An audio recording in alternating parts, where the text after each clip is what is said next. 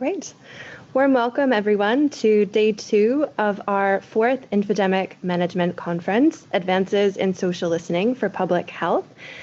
I really appreciate everyone joining us here today, and I'm going to share a little housekeeping slide deck to help kick things off. So bear with me as I load that.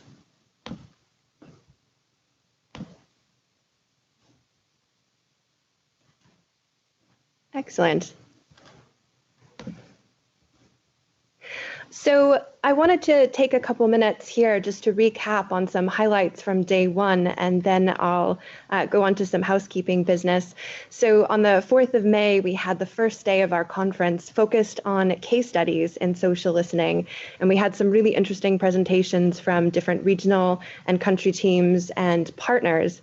And one of the things that really came out strongly from that day was, one, the extraordinary social listening work that is already happening for public health and feeding into the COVID-19 response, but 2, some really key challenges in terms of trying to do social listening both online, through social media, and offline using other methodologies. And so the focus here for us today on day 2 is to pick up from there and to present some new tools and techniques to advance social listening for public health. And so I'm really delighted to share the agenda with you in a moment to show you what we have in store for us today. But first, a little bit of basic business.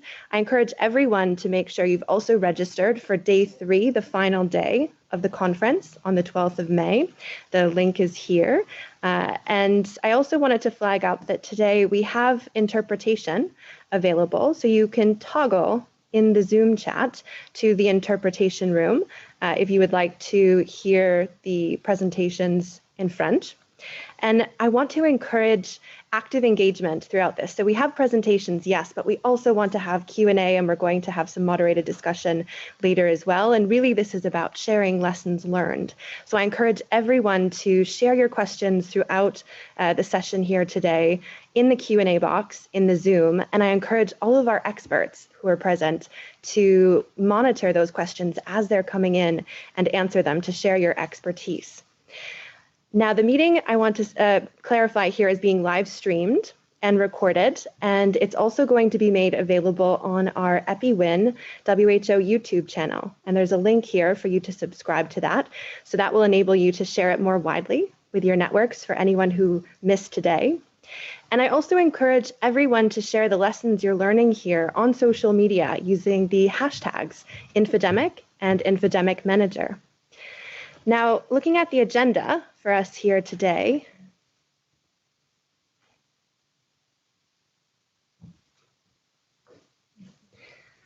I want to introduce our partners from US CDC. We have Ms. Muriel Konne and Mr. Atsuyoshi Ishizumi, who we're delighted to have as moderators for today's session. Atsu and Muriel, do you want to wave hello? Say a quick hi. Great. Nice to see you. And before I pass over to the moderators, a quick overview. So we're going to have several sessions of presentations and question and answer. So we'll start off here with a couple presentations, 15 minutes each, followed by a quick Q&A, and then we'll move on to the next session of presentations, and we'll end the day with a moderated discussion. And for that, I want the speakers to be prepared to get some exciting questions thrown your way that are coming in through our Q&A channel. So with that, I would actually like to hand over to our moderators, Muriel and Atsu. And Muriel, do you want to kick us off for the first session? Absolutely. Thank you, Chris, for that introduction, and welcome again to everybody. And for joining us for the second day of the Infodemic Management Conference. As Chris mentioned, I'm Muriel Konne. I'm a health communicator with CDC's Demand for Immunizations team within the Global Immunization Division. And so we have a series of interesting presentations for all of you guys today. And our first focus is on the tools and techniques for listening to communities to strengthen public health. And I am pleased to welcome our first presenters, Ms. Tina Purnat from the European Center for Disease Control and Prevention, Ms. Amy Wright, and Ms. Lucy Lavery from Media Measurements, and Dr. Yves Dubé from the Quebec National Institute for Public Health. They will lead us up on a presentation on localized application of the global media measurement and EPI-WIN digital research taxonomy work in Quebec. Tina, Amy, and Dr. Yves, over to you.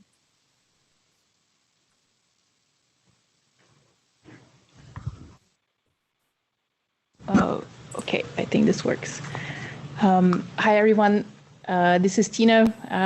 Just before I start off the talk, I want to also point out that I'm here today on personal, in a personal capacity as an expert in this topic, and my views do not represent the views of ECDC.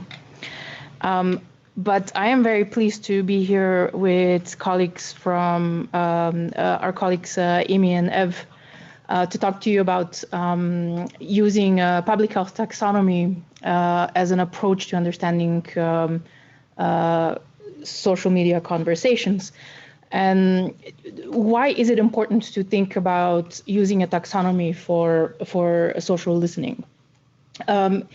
When we actually started this this analysis and started thinking about last year on how to help analyze and sift through the really a large volume of conversations online, you know, we really learned that we need to have an approach that would help us cut through the conversations and save us some time, so that we could focus and that the risk communications colleagues could focus more on priorities and action and not so much on analysis.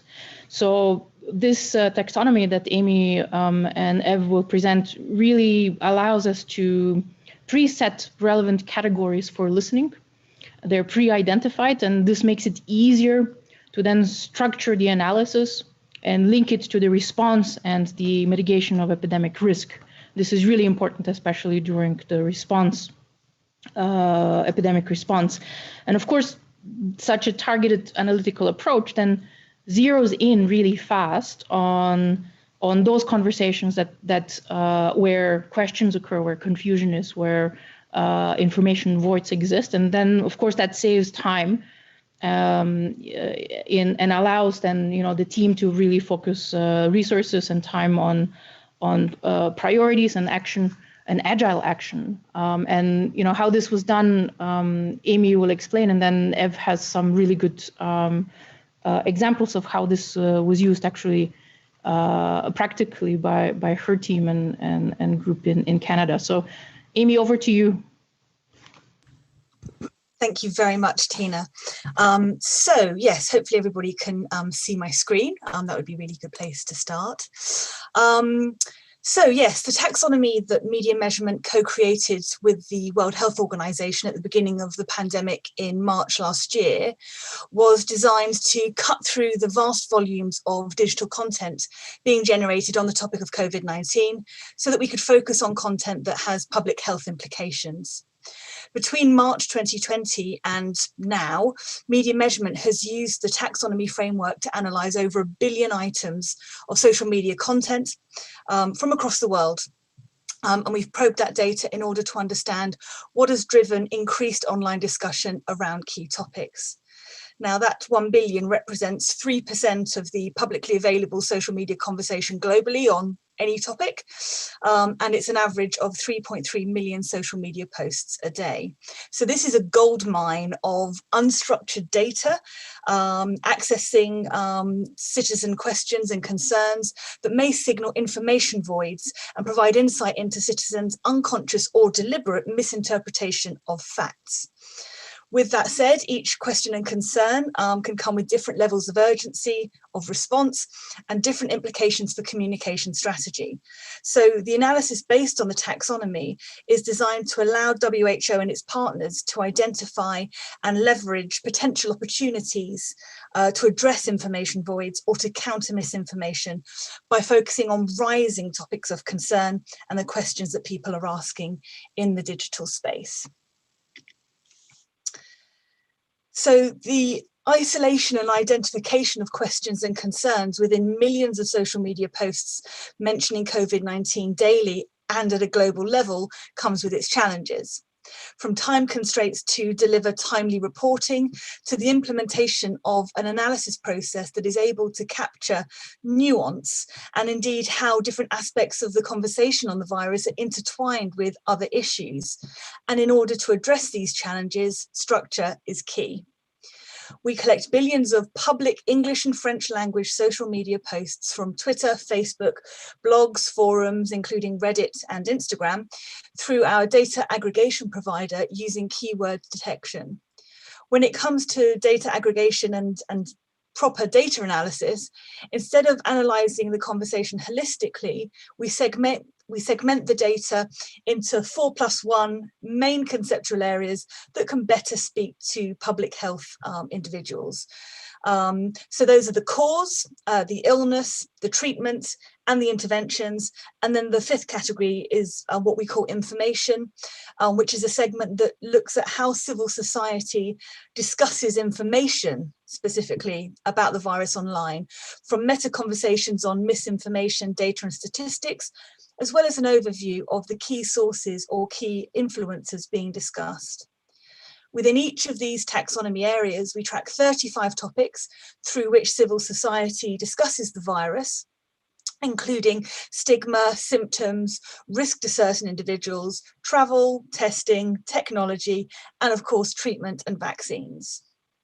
This first layer of compartmentalization gives us an overview of the most and least popular themes discussed online in conjunction with COVID-19, but also an understanding of topics that are most likely to resurface again and again, even after appropriate communication has been put out, such as how COVID-19 immunity works, asymptomatic transmission, or COVID-19 risks in children and pregnant women.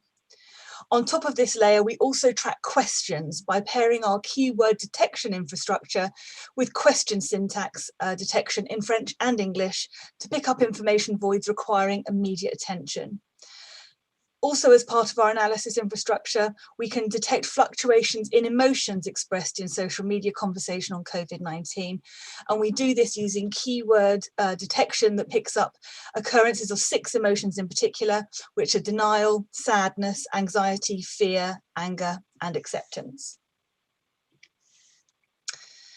The taxonomy structure works as a large-scale signal detector. We build and expand our database on a weekly basis whilst trying to keep track of how online interest in the tracked aspects of the COVID-19 pandemic is evolving.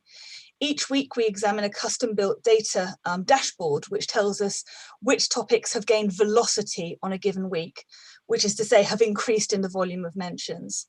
This focus on velocity rather than purely volume allows us to provide WHO with early warning of topics that may be about to become an issue. This horizon scanning enables WHO and partners to take a more strategic and proactive approach to public health communications, particularly with media measurements, insight capabilities targeted towards those topics that have been increasingly discussed by digital active civil society.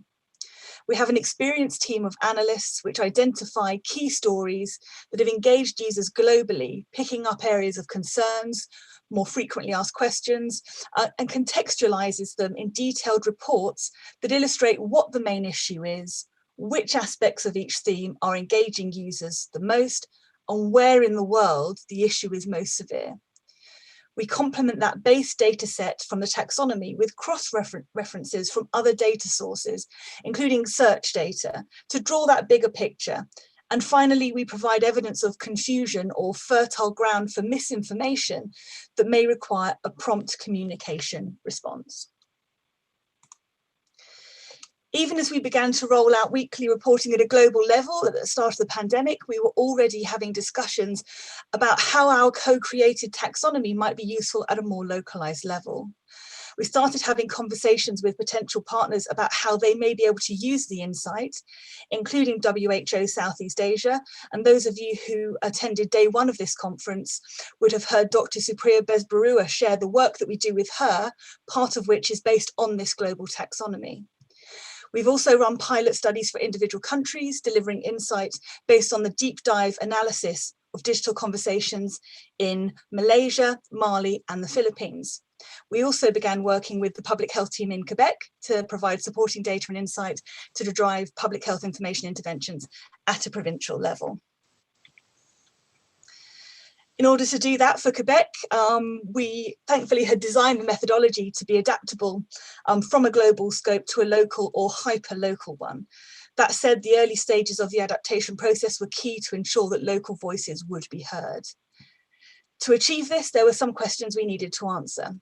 What does the social media use landscape look like in my target region? Does our data infrastructure reflect that landscape, or do we need to make adjustments? For example, jointly with the colleagues in Quebec, we powered up our Facebook Insight capabilities because, for example, Twitter was not used as widely in the province. This also called for the creation of additional strategies to adapt social media listening to the lack of Facebook's geolocated data available to the public through the inclusion of toponyms, so place names, in our search strings.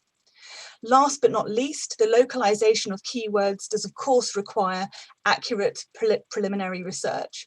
We powered up our search strings to account for phrases or institutions that are unique to the Quebec context to detect conversations on healthcare. And I'm now really happy to hand over to Ev, who's going to illustrate how the Institute has been taking advantage of our insights. Thanks. So just a note for those who are less familiar with this context. So Quebec is a French-speaking province within Canada. So that means that most of the English discussion outside of Quebec are not really having traction within Quebec. So Quebec has its own TV show, institution, and we often speak of two solitudes, Quebec and the rest of Canada. Next slide. So the most important use of the intelligence provided by media measurement is, of course, to flag rising false information and to adapt our communication strategy. So I've put you the Quebec website that is able to answer a question about COVID-19 and that is frequently adjusted based on rising topic and areas of concern. The work of media measurement also allowed us very early in the pandemic to understand that we were having one of the world-leading conspiracy theories in French. So a very small number of accounts were generating a lot of false and misleading information. And we also have observed the growth of the popularity of these discourses online using the report from media measurement. And because these groups have a lot of influence offline as well. So they organized protests, they took lawsuits against the government, they harass journalists and public health people, but they also promote a lot of false information about the disease, the measure, and the treatment. So we use intelligence from the report to avoid further contamination by this group, to provide good information for the rest of the public. We know that we won't be able to convince these people to change their mind, but we want to ensure that they don't promote too much false idea to the rest of the public. Next slide.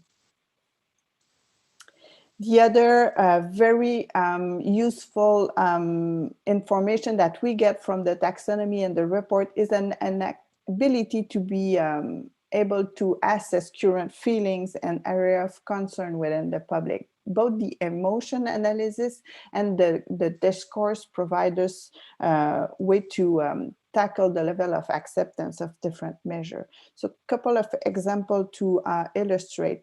Curfew was implemented in Quebec last January to contain the second wave, and Quebec is the only province in Canada with a curfew.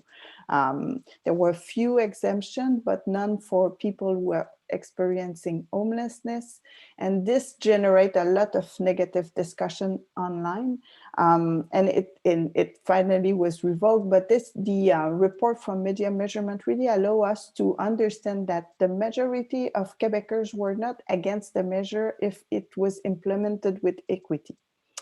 Another example is the lack of strong measure at the borders to control travelers in the context of COVID-19 variant.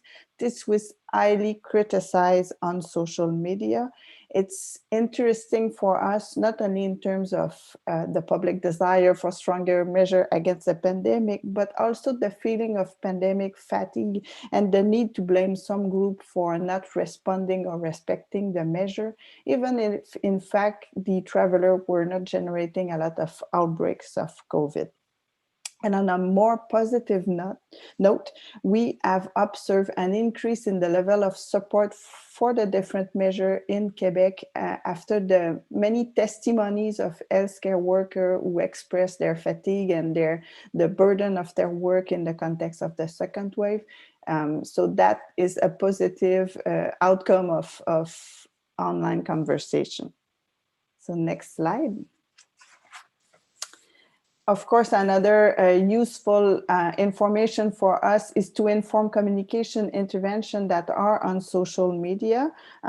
We can assess the acceptability of some of the campaign. Here are two examples of communication intervention that did not went well. Of course, it's always— 1 minute left. Oh, okay. So I'll skip that. Just to conclude on next slide. Just a note on the importance of putting findings of social listening into context. We triangulate the result with the surveys that we're doing or focus group discussion to have a good understanding of the current level of acceptance. So our work with media measurement for over a year has shown us how the online discourses are polarized and how the voice of the majority of Quebecers that are not opposed to most public health recommendation is often not represented. But the minority of social media users that are strongly against the measure are generating a lot of misinformation, and it's really important to have access to this misinformation to be able to adapt our strategy. So that's it from my part. Thank you so much, Ave and Amy and Tina, for that wonderful presentation. It was extremely insightful on some of the important work on developing a global taxonomy that can be adapted in local contexts to address infodemics. And as a quick reminder, please continue to post your questions in the Q&A box for our presenters. And now I'd like to introduce you all to Dr. Christine Czerniak from WHO and Mr. Harry Wilson from Citibeats. They will be sharing about the EIOS platform and the use of the AI for social understanding and moving beyond brand monitoring. Chris and Harry, over to you. Thanks very much, Muriel. And checking that you can hear me okay? Yes, I can hear you. Excellent. So I'm really delighted to share about how we can move the emerging discipline of infodemic management forward to ensure better access to credible health information and better health for all. And I think we'll all remember just over a year ago, the World Health Organization Director General raised the alarm about the twin challenges of fighting an infodemic while fighting an epidemic. And as we all know, an infodemic is about much more than misinformation. It's also about an overwhelming amount of information and information gaps and confusing messaging that altogether are making it really difficult for everyone to know what to do. So we know we need to better manage our entire communication ecosystem, both online and offline, to ensure universal access to credible health information as a basic human right. And to do this, we need an evidence-based framework to manage infodemics as a key driver of epidemics. And we need to integrate infodemic management into our health security preparedness and response plans so we can more rapidly flatten the infodemic curve, which you see here, to help flatten the epidemic curve. So this means investing more in advancing our social listening capabilities to better understand the spread and impact that an infodemic is having, and to better track changes in narratives over time, because this is what's going to help us more effectively tailor our public health response. We also know that we need to strengthen ongoing evaluations of interventions so that we have strong feedback loops in place for a more adaptive response that's tracking the changing concerns of communities. And so if we go back to the previous slide, Harry, for a second, I want to flag up for a moment here that the World Health Organization Public Health Research Agenda for managing infodemics has called out key areas for accelerated investment in research, including for advancing social listening, also sometimes referred to as infodemiology. And I want to note here as well, you'll see at the bottom a little call out because there are special journal issues coming out this year on infodemiology as part of this initiative that I want everyone to watch out for. But now to the next slide and to the question of how we're applying social listening right now for COVID-19. So there's a lot more ground to cover than I can for a short presentation. So I'm going to focus on one area here today with a few examples, and I'll share a little bit of history briefly first. So starting in March of last year, the EPI-WIN team at the World Health Organization initiated this collaboration to develop weekly digital intelligence reports to help detect community concerns and sources of confusion. And the aim is to be able to more quickly identify and fill information gaps using trusted sources to help people know how best to protect themselves and each other, especially before misinformation goes viral, potentially filling those information voids. So while offline social listening is also key, knowledge, attitudes, practices, surveys, and focus groups, they're really valuable, but they can take a long time to generate results. And by the time those come in, people's concerns or understanding might have changed. So digital social listening, we're seeing it as a very helpful proxy with some faster indicators of community concerns. That said, it's still a heavy lift for public health teams to try and manually comb through publicly shared comments across the different platforms and subscription services, especially during a health emergency. So you heard in the previous presentation about the social listening public health taxonomy that we co-developed for COVID-19 to help better focus our searches to save our teams more time. Now, these digital intelligence reports are being shared with our colleagues and partners with actionable insights to help target risk communication and community engagement efforts for accountability to affected populations. So this system that Amy and Tina already presented on is ongoing, while in parallel, we're also developing a new tool with Citibeats for automating this kind of social listening approach for insights in near real time. So Harry's going to tell you more about this platform in a moment, but first I just want to emphasize that there's no such thing as a magic dashboard that's going to solve all of our problems. So a really key component, Harry, if you can zip back to the previous slide, a really key component of our social listening program is training infodemic managers from around the world to use the tool to analyze the data and develop infodemic reports with actionable insights that can better inform decision makers for public health and social measures that are more responsive to the needs and concerns of citizens. So our social listening work, it's being translated into action at headquarters, and I'll tell you more about that in a moment here. But first, I want Harry to jump in and share more about this exciting new tool for the social listening toolbox. Over to you, Harry. Thanks, Chris. Hi, everyone.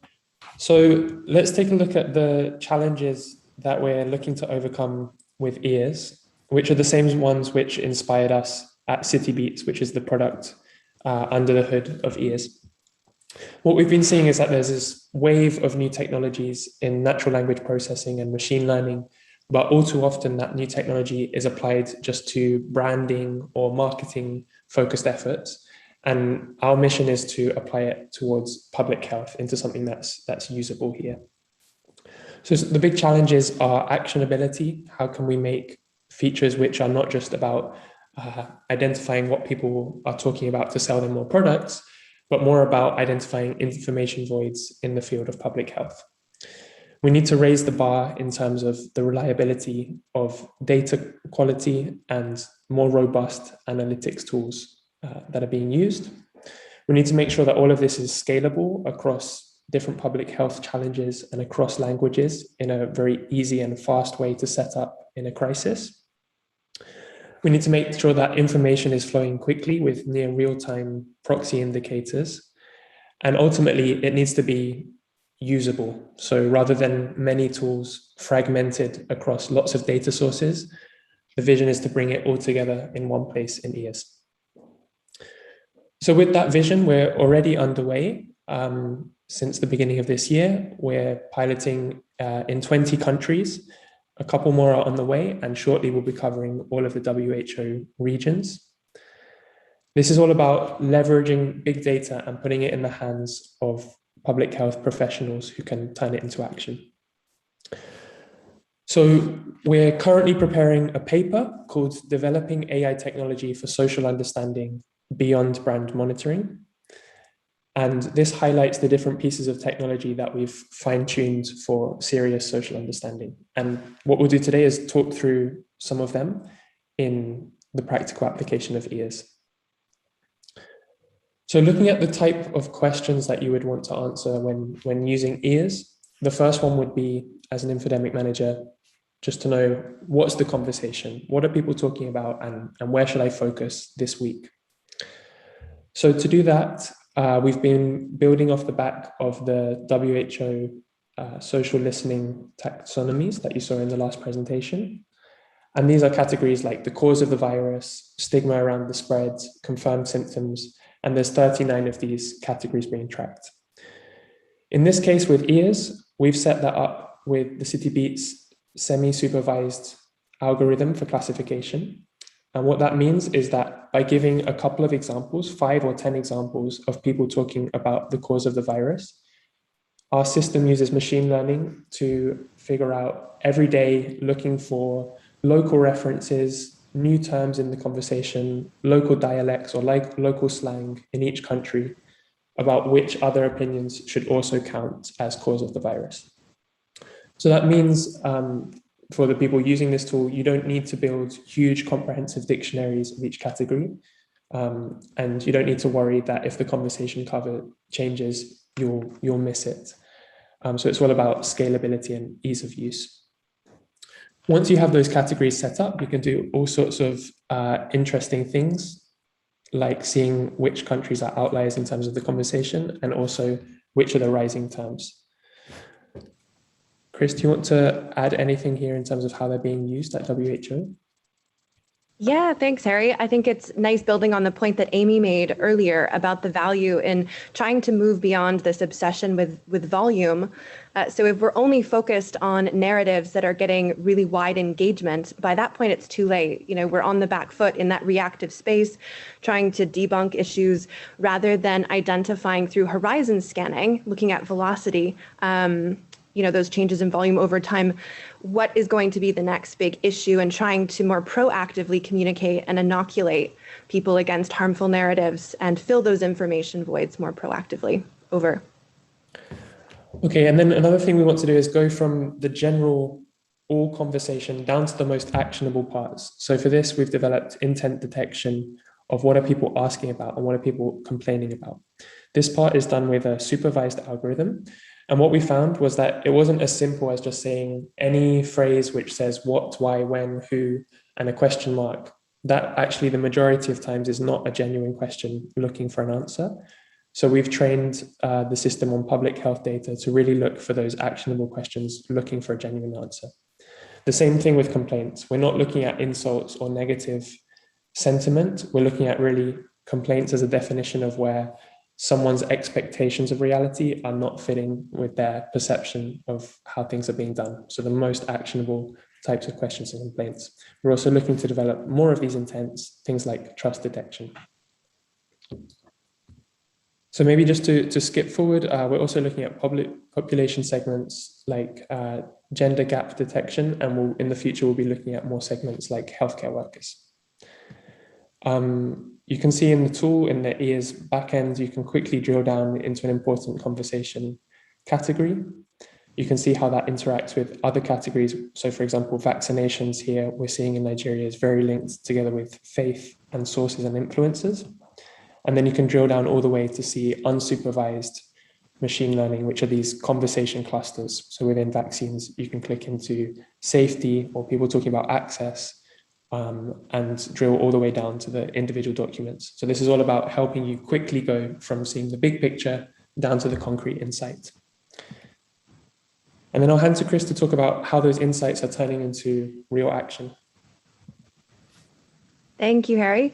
So at EPI-WIN, we have this process of analyzing the social listening information that's coming in on a weekly basis, and we meet to assess, what are the emerging priorities for action, and then we feed that into initiatives that we're undertaking here at headquarters and in support of regional and country teams, as well as flagging up insights to partners so that they can take action as well. And this is ranging from inputs into the global press conferences that are happening, the Science in 5 videos, to the risk communication and community engagement packages that our team is developing. This includes engagement with global faith and youth networks. And we have an ongoing series of EPI-WIN info packs and global webinars with live Q&A that we're doing as well. And I'll touch on a few quick examples here. So seeing increasing reports of worrying prescription practices that are happening. I wanted to flag that there's actually a webinar happening today, for example, to clarify therapeutic guidance, including the latest updates. And given increasing questions and concerns that we picked up over so-called quote unquote vaccination passports, and also about vaccination for pregnant and lactating women and for children, I wanted to encourage you to also watch the recent EPI-WIN webinars on those topics. And the links are included. Great if you want to subscribe to the YouTube channel and also register for those live Zoom meetings, because it's a wonderful opportunity to come and ask questions in real time of the experts there. Now, thinking about moving from the global level to a few quick examples at country level here. So the high level of transmission in India right now, which is worrying, it's created a greater demand for information about home care and home care guidance. And so the risk communication and community engagement team here mobilized to quickly develop a new global package and have been supporting the regional and country team initiatives on this as well. And in Nigeria, you might have noticed on that slide that Harry showed previously, there was a big uptick in conversations around vaccines. And this was largely driven by an influential faith leader raising concerns recently. And so the EPI-WIN team responded by reaching out to our faith networks, and we organized a confidential listening session to understand the concerns and the rumors that were spreading. And then we provided a technical briefing with Q&A from WHO experts, so those who joined could then share credible information confidently within their networks. And one other quick point I'll raise is we noticed a spike in healthcare worker conversations about vaccines in Nigeria, and we were able to do a deeper dive using the platform into the main questions and concerns driving those narratives and that spike in conversation. And we were able to then share those ideas from the healthcare worker community with the Nigeria Center for Disease Control as an example in support of their ongoing activities. And there was great discussion about, the possibility of having lanyards or badges for the vaccination cards for healthcare workers so that they can role model that they've been vaccinated and to help attest to the safety of the vaccines and encourage others to get their shot as well. And the last one I'll raise here quickly, because I want to make sure we have some good time for question and answer. A few months back, we detected a rumor about forced vaccinations in schools in the Democratic Republic of the Congo. And we alerted our UNICEF colleagues and shared these actionable insights so that they could prepare for outreach to educators, to assist in outreach to parents, to reassure them that this wasn't in fact the case and to share more information about immunization. So with this, I want to emphasize the value of translating these actionable insights into action and invite everyone to sign the petition to engage in infodemic management in your daily life and flag up the next infodemic training session we have coming in June to support people in doing this kind of social listening work. And for more information, delighted for everyone to get in touch. We're still in the R&D phase here for EARS and encourage ongoing collaboration. Over to you, Harry. I think that was where we were going to finish for today, right? Or I don't know if we're going to talk, if we have time to talk about next steps for EARS. Maybe we can do that in the Q&A. Should we do, Muriel, do you want to come in for questions and answers? Yes, I would love to. And I think we are at time. So you guys made good use of the time today. So thank you both for your wonderful presentation. I think now we would transition into the Q&A sessions. And maybe I can start with you and Chris and Harry with the first question. So we had a question about if you can sort of tell us, what's next on the horizon for EARS and where do you go from here? That's a great question. So currently, I just mentioned we're in the R&D phase here. We're in the process of adding more countries and languages to the platform and would be delighted for people to use the open access dashboard and share your feedback. We also welcome collaboration.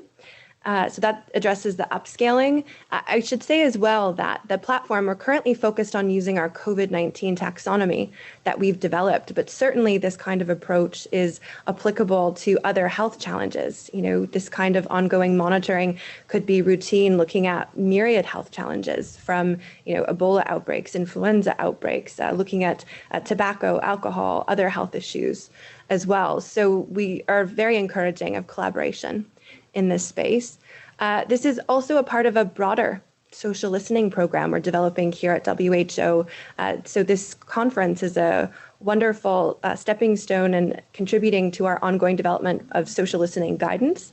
And we are also working on global training. The next one is coming up in June, and we'll pop the link here in the chat. And we're also preparing for regional trainings, including country focal points as well.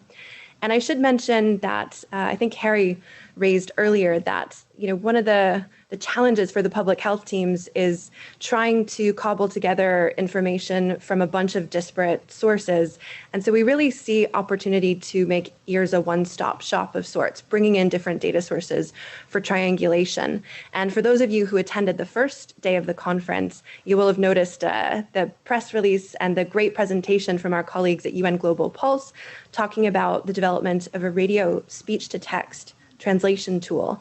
And there's the ability to use narratives coming from radio programs that are captured in structured data and upload that to the platform to triangulate with messaging that's coming from digital intelligence. And there's so much value in doing that kind of work because there are marginalized communities that are going to be more reliant on radio transmissions than information coming through social media, for instance. And of course, behavioral data, it's a challenge because it takes a lot longer to pull it in, but it has incredible value. And so here we get these really fast indicators of changing community concerns. We can develop theories to test and then go and do focus group discussions or key informant interviews or knowledge attitudes practices surveys or SMS surveys and test those ideas and do some deeper dives into trying to figure out what the behavioral drivers are for changes in attitudes. And because we can upload other structured data into the platform, there's the opportunity to also look at the incorporation of information coming in through chatbots. And WHO has been working on chatbots for COVID-19, so questions coming in there could be incorporated as well. Harry, do you want to talk a little bit about the analytics? Yeah, as mentioned, one of the main focuses of EARS is making sure that we extract something actionable from that text, from those opinions. So we're going to keep moving in the direction of more intent detection beyond questions and complaints, and then also being able to apply that to topic areas beyond just COVID-19. So looking at vaccines in COVID-19 or vaccines in general. And then we're also working on some new features such as trust indicators, which could be applied to the vaccine topic. So looking at trust or lack of trust in certain vaccines. And then also looking at indicators from the text, like rumor cues, if we can also get a quick read on those as well. Great.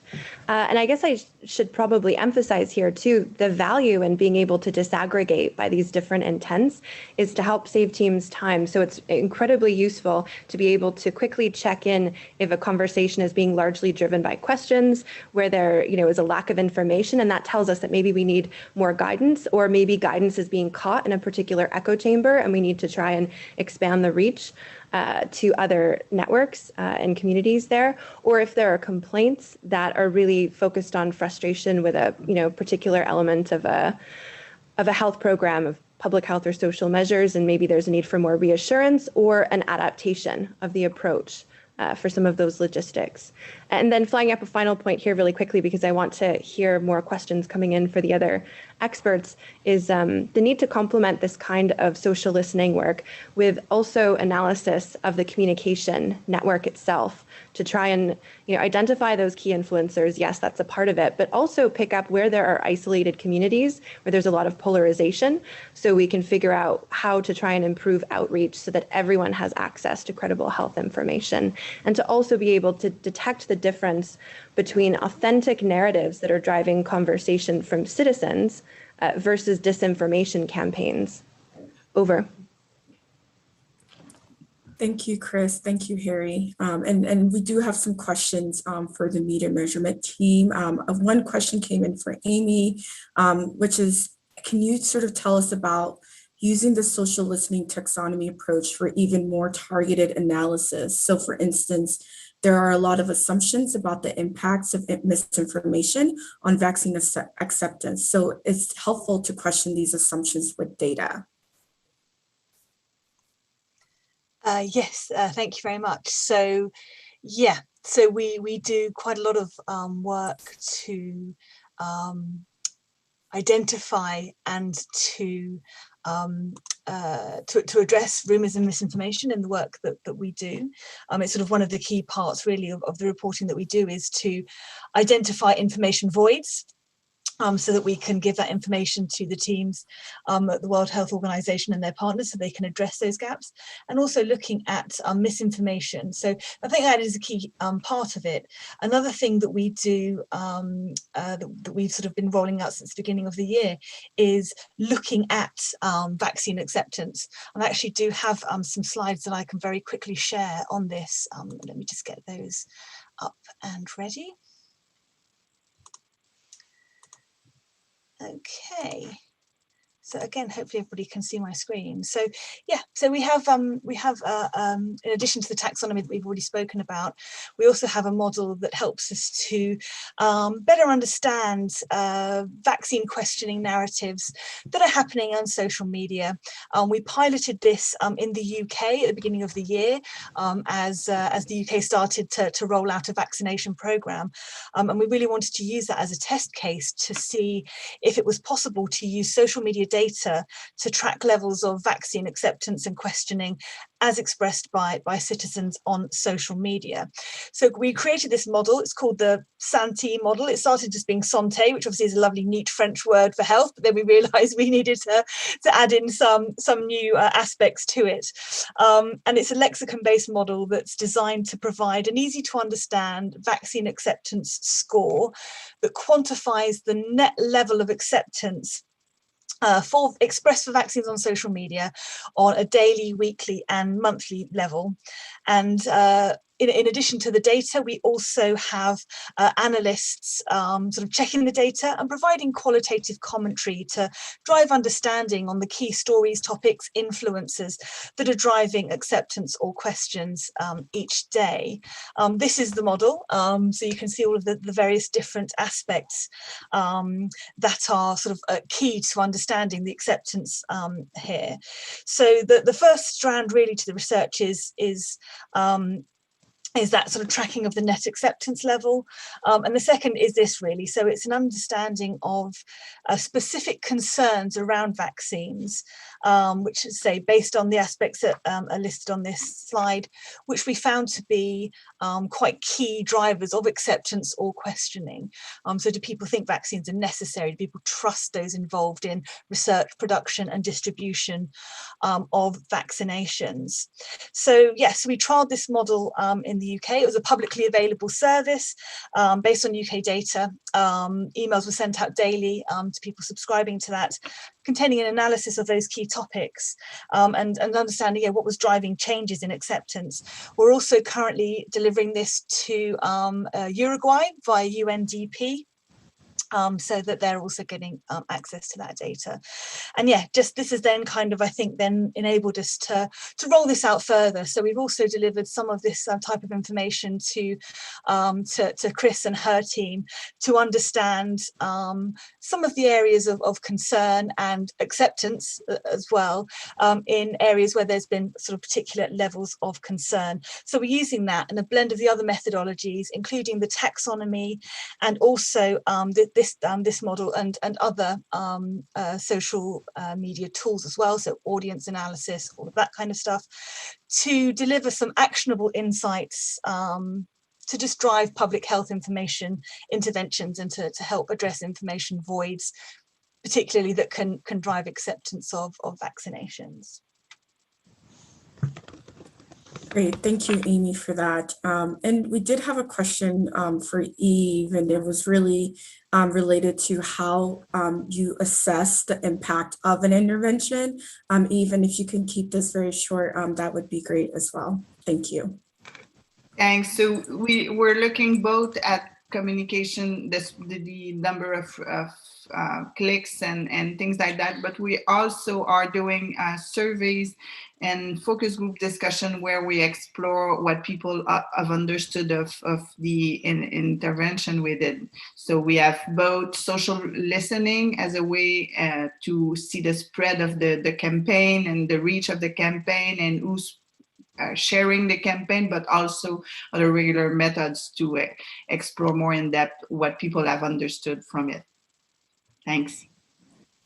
Great, thank you guys so much. And now we'll sort of transition to our next set of presentations. And so we'll start with Dr. Thijs Cornelissen with WHO's Epidemic Intelligence from Open Source System team, who will be presenting on the social listening work that he's done using the EIOS system. So Dr. Thijs, it's over to you. Take it away. Thank you for the introduction. So let me share my presentation. So in this presentation, let me see how I started. Oh, like this, I think. Yes.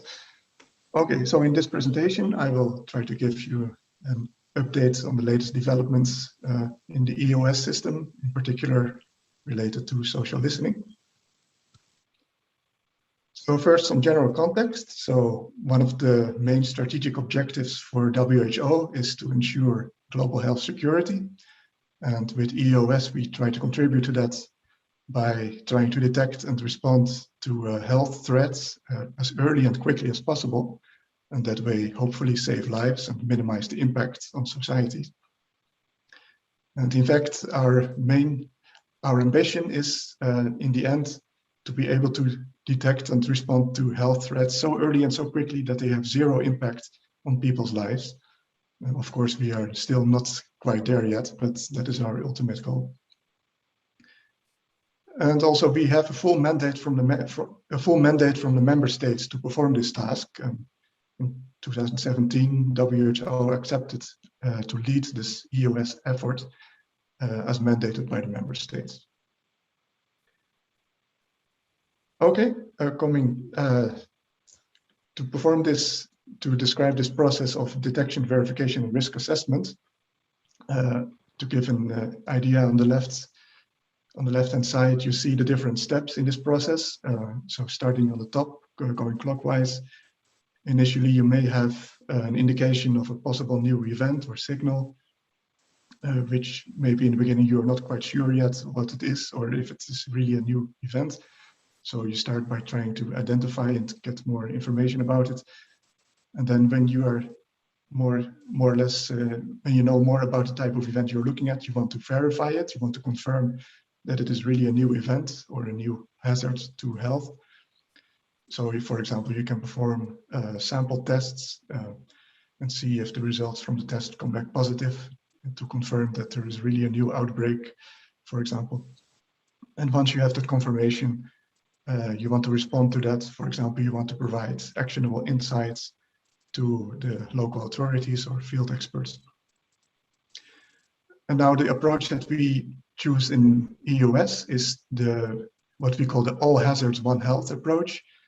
So all hazards in the sense that we want to detect not only disease outbreaks, but in fact, we want to monitor all different hazards that can affect human health. For example, we also consider natural disasters, man-made disasters or conflicts, anything that poses a threat to human health.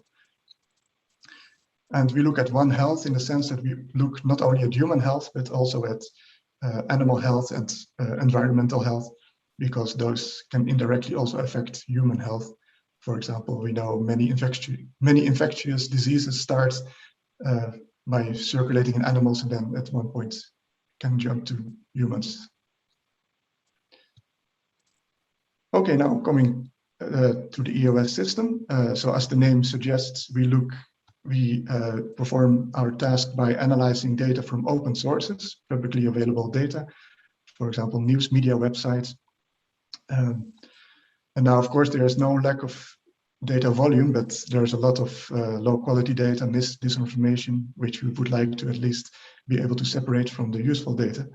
And on the other hand, there is also data which we know would be very useful for us, but which we are not allowed to access because it's not publicly available. In particular, patient data in hospitals would be very useful for us, but we cannot access that yet, at least not with our current methods. We are studying ways to still be able to analyze the data even without having direct access. But for now, we can only look at publicly available data. Like I said, news media websites, but we are also starting since last year to look at social media like Twitter and Facebook.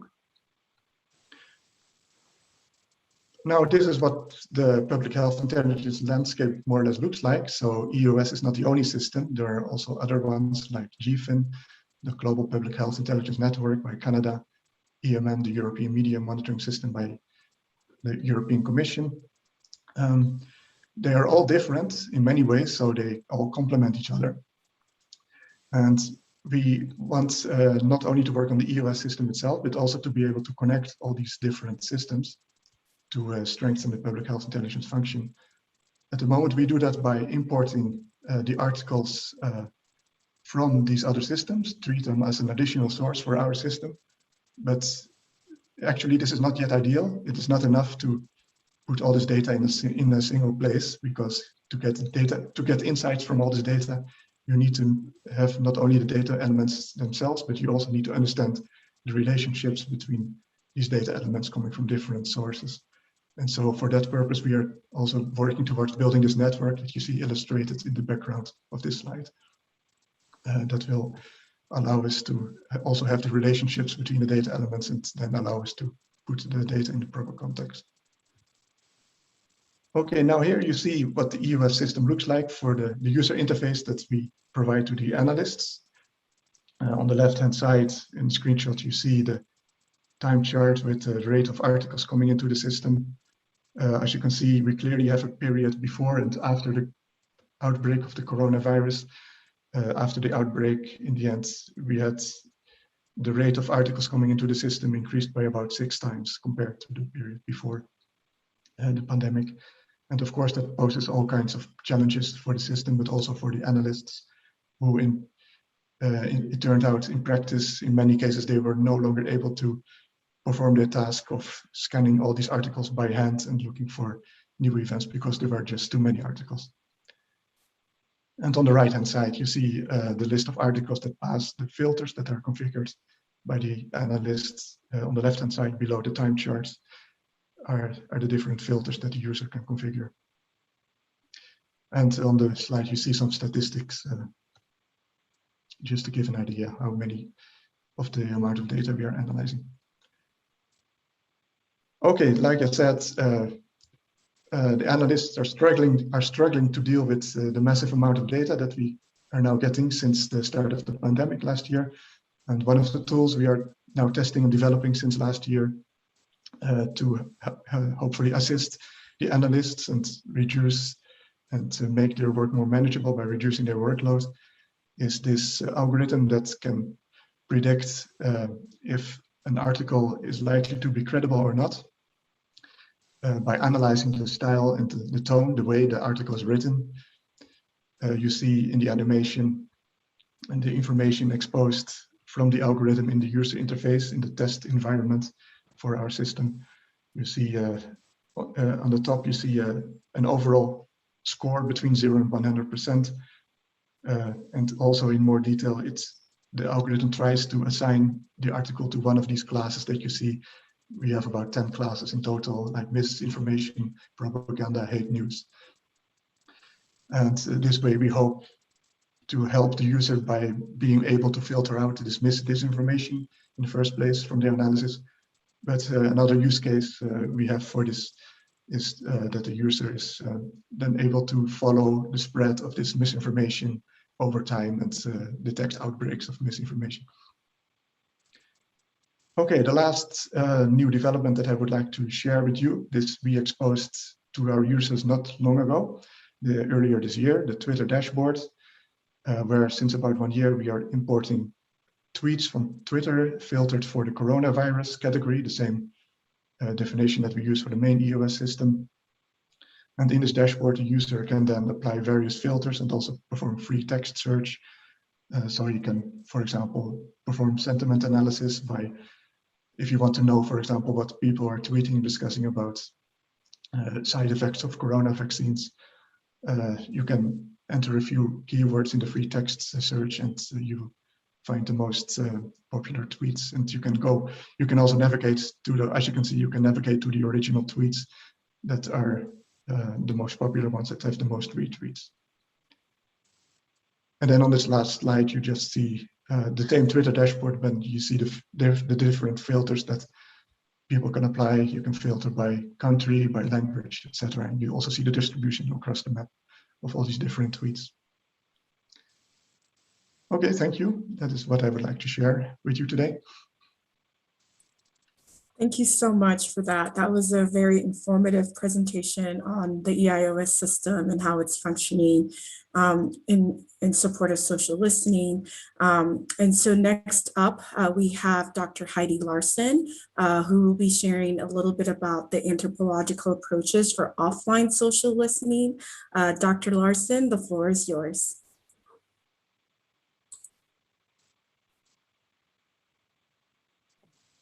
Thanks very much. I'm just trying to pull up my,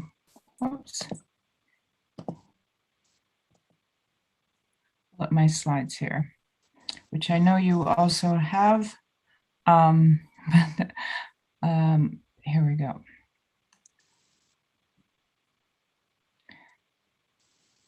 Can you see slides? No. Not yet. I think Avitrol has pulled it up for us. Okay, I have it. I don't need it. Let's see. Okay, I'm on the first, oops, that was strange. Great, thanks. Well, there was some discussion of the anthropological approach, but I think the main thing that I'm an anthropologist, my training particularly focused on risk and decision science and trying to anticipate risks and avert disasters before they happen. But that's the dream. But that was when I founded the Vaccine Confidence Project 11 years ago. The idea was to build on, and it was very helpful to have Thijs's presentation just before, because basically we built our rumor monitoring model based on GFIN, ProMed, Health. We collaborated with ProMed and HealthMap, looking at how media monitoring was being used to pick up signals of disease outbreaks. But we were looking at for signals of rumor outbreaks. And this was inspired by my having done a lot of crisis management in UNICEF, where we got there way too late in terms of vaccine rumors and ended up having to deal with a confidence crisis and drops in vaccine uptake, and in some case, disease outbreaks, like measles outbreaks.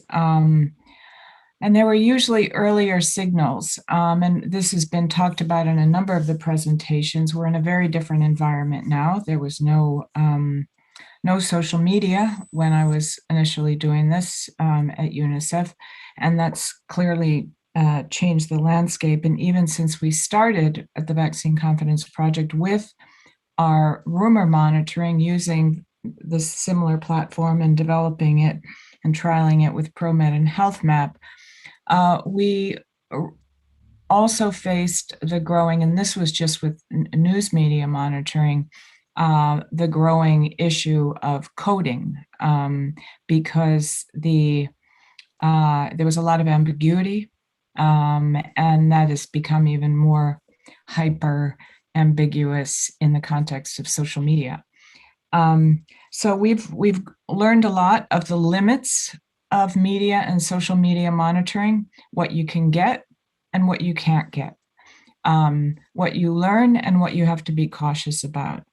And one of the things is the importance of knowing context, comparability, when, where, and actually who are you listening to?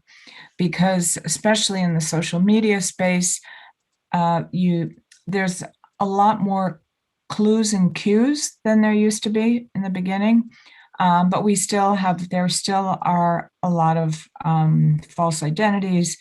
You really don't know necessarily unless people give you cues in the context of the text, and there are newer ways to find out geographically where people are, but it's a complex space. So it's really important to have some other context. And I know Eve in particular brought this up also earlier, and I think it's been referred to throughout. So what we work on the Confidence Project and the Vaccine Confidence Project is doing a mix of large-scale survey work. We do focus groups, we do the in-depth interviews, and we do a lot of environmental scanning, like what else is going on in these areas, and also looking at local histories. The other thing is knowing, as I said, who you're talking to. And with these nationally representative surveys, we have a lot of background data on socioeconomics, demographic, age, income, a number of different factors depending on what we're collecting. So the kind of things you can do with surveys is, for instance, this was on willingness to accept a COVID vaccine, which is highly varied across these 32 countries. And we found that above all other correlates, age, education, employment status, the one that was the biggest lever of acceptability or willingness to take a vaccine was confidence and trust in how the government was handling the pandemic response. And those kinds of correlations you don't necessarily get. It's harder to get with social media. Although what you can do is then, once you see Lebanon, for instance, has very high, definitely will not accept a vaccine, then you want to do a deep dive. And this is where social media can give you a little more of the insights on what's going on there. What are the nature of the concerns? And as has been spelled out very well in the previous presentations, the methods to get there. This was in a large study we did with Africa CDC on perceptions. This was, again, survey-based. We're now looking at some of these countries through different approaches to social media to characterize it a bit differently. But we did see, a lot of these reasons for not taking a COVID vaccine were not that different from the rest of the world. But then with social media, we could pick up on these themes that we identified with surveys and look for them in social media to see where it's clustering. The surveys also told us, well, what were the key disinformation threads? And where were they coming from? So it was clearly the younger 18 to 24. It was male respondents, those who were more skeptical about vaccines generally, because we asked a lot of other questions that would indicate the background skepticism about other health interventions. We also found that those who relied more on social media were much more likely to believe some of these rumors. We can't forget context. I think you've all said it in your own ways and different throughout the presentations, but we can't lose sight of what's going on out our doors while we're online in another country. These are highly emotive, a lot of these questions, but we can use cues and clues from these different sources to inform our searches. Where is the pandemic? This kind of pandemic denialism, which if you don't believe something exists, why would you take the vaccine anyway? Which is really one of the issues we're facing in a number of the African countries, but it's not just there. It's in London, it's in the US, it's in Germany, it's in, this is not uniquely high or low income phenomena. Again, these are highly globalized.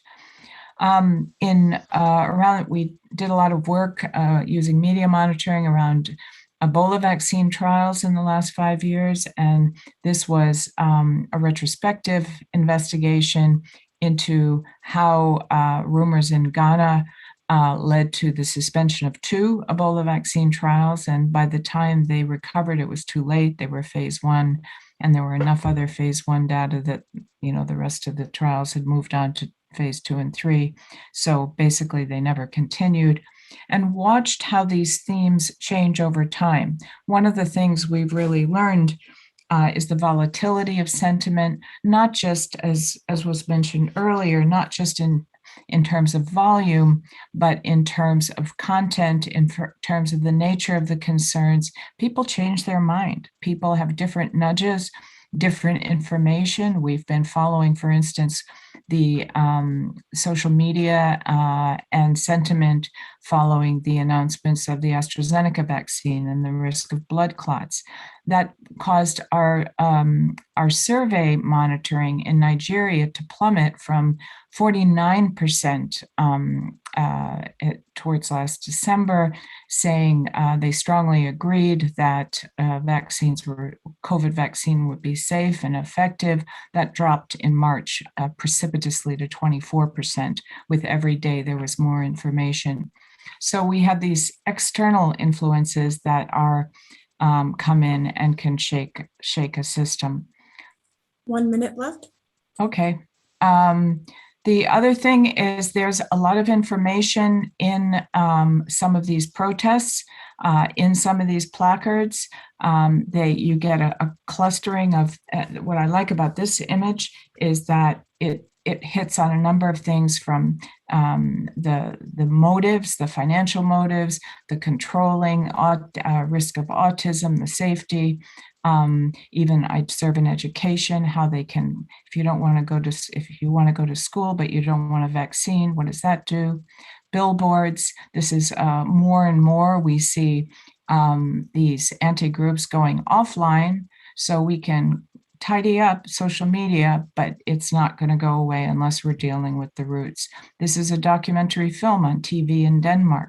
TV is the #1 source of information in our survey across Africa. Radio is #1 in West Africa. This is, I'll just end here. This is my book, Stuck. It talks a lot more on the whole approach of multi data sources and rumors and the power of emotions. Thanks very much.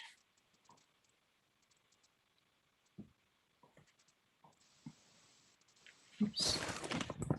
Thank you so much for that. That was a really great presentation on offline social listening.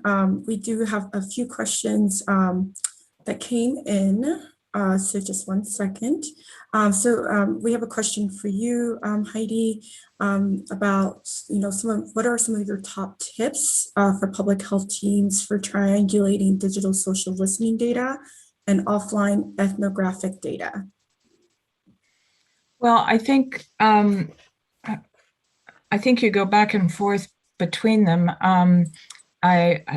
There's no quick tip, but I would be happy to follow up on that. Basically, we try to have parallel methods going on, but communicating along. I think the important thing is to be having the cross communication throughout the data collection process, because they can inform each other. I think the problem has been in the past that you get these different streams of data that you compare them when you have your results. Where the value of it is you can pick up something in your ethnographic data and don't wait till the end, go to your social media counterpart and say, are you seeing this? Or you should look for this. And vice versa. Social media, because it's so real time, can come and tell the field workers or the survey people, listen, you should investigate this. We see something emerging. So it's important to do it early and keep those, set up a system, which is what we did in a number of these Africa settings in the trials, is we had our network of community listening, actual people listening and meeting with clinic people, giving that keys to the social media monitoring, and where we were doing any kind of survey work, making sure that these were real and current issues.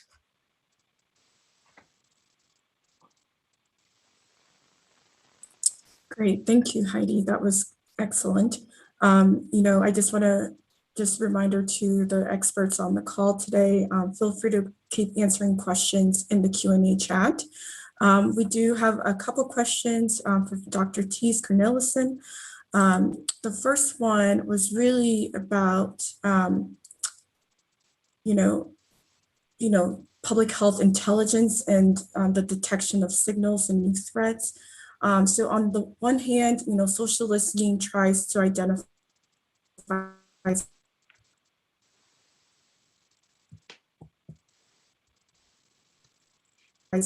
Hello, you were cutting out for me at the end. Yes. I was answering another question, but which question would you like me to answer? Muriel, you might need to reconnect. So I'll pick up the question for the moment. So I think the question she was going to ask, so public health intelligence has tried to detect signals for new threats, but on the other hand, social listening is trying to identify signals of the infodemic, confusion, questions. So curious to hear your thoughts about which direction you think the computational methods are developing in. Over.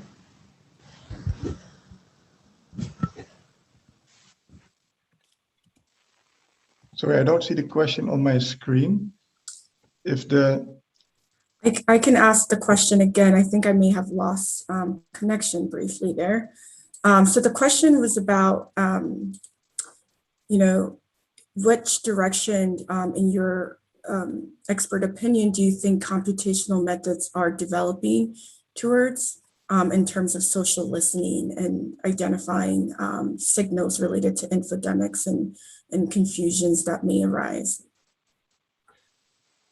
Yeah, I think what these tools that we are providing now, starting to provide now, for example, they will allow us to get better insight in what people are experiencing actually in their daily lives, and not just what we hear from the official channels, official governments.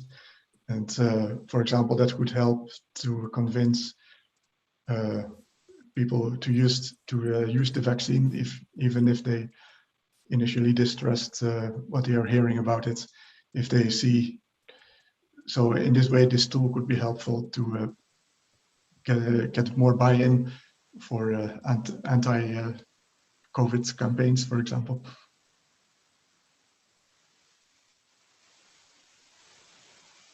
Great, and we have another quick question for you. People are interested in how the tool is being used now, and who can actually use the tool, the EIOS tool. Yes, what we are doing, we are slowly expanding the system. At the moment, we have a limited number of member states who are participating in the system. And so each time we add a new member state, we provide access to the analysts from the country office in that member state. But if you're interested, please send an email to our generic email address is eos@who.int. So if you or your country office is interested in joining, you can send a message there and we will pick it up. Great, thank you so much. And now I would like to just transition us and introduce my colleague Atsuyoshi Ishizumi, who will be taking the moderating torch and introducing us to our next set of presenters. Atsu, over to you. Great, thank you, Muriel. And thanks to all of the presenters who presented so far. And we still have more exciting speakers lined up for this conference today. So first up, I'd like to introduce Mr. Matt King, who's at Murmurate, and he will talk about social network analysis for identifying bots. So Matt, the floor is yours. Great, well, thank you so much. And I've got to now somehow try to live up to that expectation of being an exciting speaker. I know we're short on time, so I will jump straight in and then answer any questions that we have at the end. We're going to talk about bots and COVID misinformation, and within that, of course, how we can detect them, that touches on network analysis along with deep learning as part of artificial intelligence. So I just wanted to open with the question to ourselves, really, of what is a bot, because I think sometimes there's a very skeptical view of them in general. And I think starting from a shared definition is a good place to start. So simply put, short for robot, and a piece of software that automatically carries out a task. Now, what that task actually is, of course, depends. And so often when we hear bot, we're thinking about this malign social media bot that is somehow corrupting everything that we see. But a bot, like many tools, has lots of different uses and can be used for positive social change or negative impact. And so I'm sure that most people here will be familiar with at least some bots, whether it's a chat bot on a website that enables the user to give feedback, whether it is the likes of Siri or Alexa that acts as a voice bot, or whether it's in medicine where they're being used to do things like support people with mental health issues. And in fact, that isn't entirely new. One of the first chatbots, Eliza, was created by IBM in the 60s to do exactly that. Now, it was incredibly rudimentary compared to what we see today, but the concept itself isn't new. But of course, on the other side, we see bots being used for malign intent and often for criminal intent, collecting our personal details, email addresses, passwords, conducting very simplistic cyber attacks, or spamming us. So how it can be used really changes. The focus that we are talking about really, I guess, though, is how bots are involved in the infodemic and in social media. And so I think at its core, bots are really there to replicate human activity. So if we think about the sorts of things that a user would do on social media, they might create content, interact with users, comment, get involved in a conversation, or they might amplify content that they like or dislike for some reason. And those are the sorts of activities that we see bots take part in as well. Now, I should say that the first two elements of that, creating the content and interacting with users, is actually much harder generally to automate. And yes, there have been trials, and lots of big companies have demonstrated some pretty good capabilities. But on the whole, at the moment, I would say that the majority of the time, the role that we see bots in is that last role. It's in amplifying the content. And I think at this point, it's just worth drawing a slight distinction, because we have bots that are these pieces of software automatically carrying out a task, but we also have bot-like activity, and sometimes differentiating between something that is entirely a piece of software conducting an activity automatically and something in between, sometimes referred to as a cyborg, that has some human interaction, or a human acting in a very bot-like fashion. Drawing those distinctions in terms of detection can be quite difficult, but also in terms of the impact. So it's just worth keeping in mind as we talk about this subject. So when we think about what bots are doing out there, potentially rebroadcasting, amplifying content, what impact do we actually see it having on social media? Well, I would say there are two main parts to this. And the first really key part is that they create this artificial perception of popularity. And by that, I mean, it's not popularity that is organic or driven by humans directly because they're interested. It is the perception of popularity that we would see if we're looking at how many retweets something has got, how many reposts, how many comments or similar. And when bots act in this way to create this artificial perception of popularity, it has two key benefits for them. So the first is algorithmic. So often the platforms themselves will reward content that appears to be popular. So whether it's Twitter trending or more visibility, that's one aspect of it. And then the second part is the very human part. So there are psychological benefits conveyed by that artificial perception of popularity. And by that, I mean that humans are more likely to engage with and to interact with, to retweet themselves, content that already appears to be popular.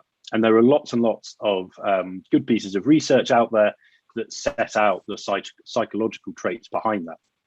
And so all of that means that while we start with an artificial perception of popularity, it then potentially drives real popularity. And that's a really key point for us. The second part is that there's been some good research on showing that how, as bots proliferate within a network and how the content proliferates, we end up with a poorer quality of conversation. We end up with the good content being suppressed and actually the poor content becoming the majority in that network and taking over the role then of what is shared. So I think the takeaway for the impact of the bots is that the artificial popularity actually drives real engagement. And secondly, that information overload decreases the quality of the overall conversation that we see. So when we're looking, and I think people previous to this have already talked about early detection, how do we actually identify them and identify these sorts of artificial amplification early? Two main methods that we look at. The first is network analysis, and the second is machine learning. So I think I've got, I think there are a couple of people that are following this that are actually going to talk about social network analysis in more detail. But for those that aren't familiar, in very basic terms, a network analysis is usually conducted by looking at a graph. And in that graph, we have a circle, which would represent an entity, and a line to another circle, which would represent a relationship between them. And if we think about social media, that might be a Twitter account, and the relationship between them is that one of them follows the other or that one of them retweets the other.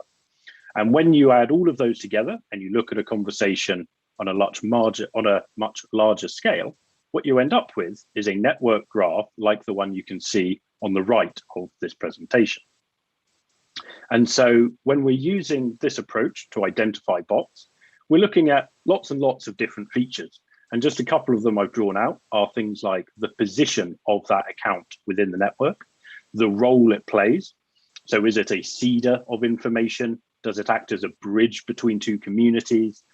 What role does it play? And then how's it connected? Is it only connected to other accounts that in turn exhibit bot-like behavior? Or does it have a rich and diverse number of connections to others that are very likely to be humans? So we look at all of these different features in order to try and identify bots or bot-like behavior. 1 minute left. And the last or the next part of that identification is using machine learning.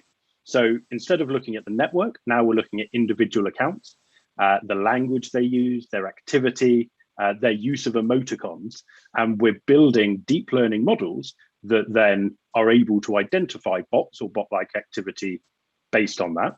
And on top of all of that, we then layer other AI models to try and detect things like the categorization of misinformation. So rather than just, is it misinformation, yes or no, actually looking at the different types. And then lastly, I'll just leave this up, is an example of what that looks like when we identify some misinformation. And you can see a bot network being identified. And if we had more time, we could start to talk about how those patterns emerge and how they can be differentiated from an authentic looking network. So that's it from me, hopefully just about on time, and I'm happy to take any questions. Great, thank you, Matt. That was an excellent overview of the impact of bots and what we can do to address them. Our next presenter is Dr. Wasim Ahmed from Newcastle University. And he'll be talking about using social network analysis for social listening. The floor is yours, Dr. Wasim. Great, thank you very much. Just share the screen now. So thanks for having me today. I just want to talk about the methodology social network analysis, and I know it's been mentioned previously in the conference, or in day one, and just in the previous talk as well. So I briefly just want to talk about how social network analysis can be used for social listening, and then talk about some of our research which use this methodology to study misinformation networks from the start of the pandemic, and some of the insights we were able to get from that. So social network analysis is essentially the process of investigating social structures by drawing upon network and graph theories.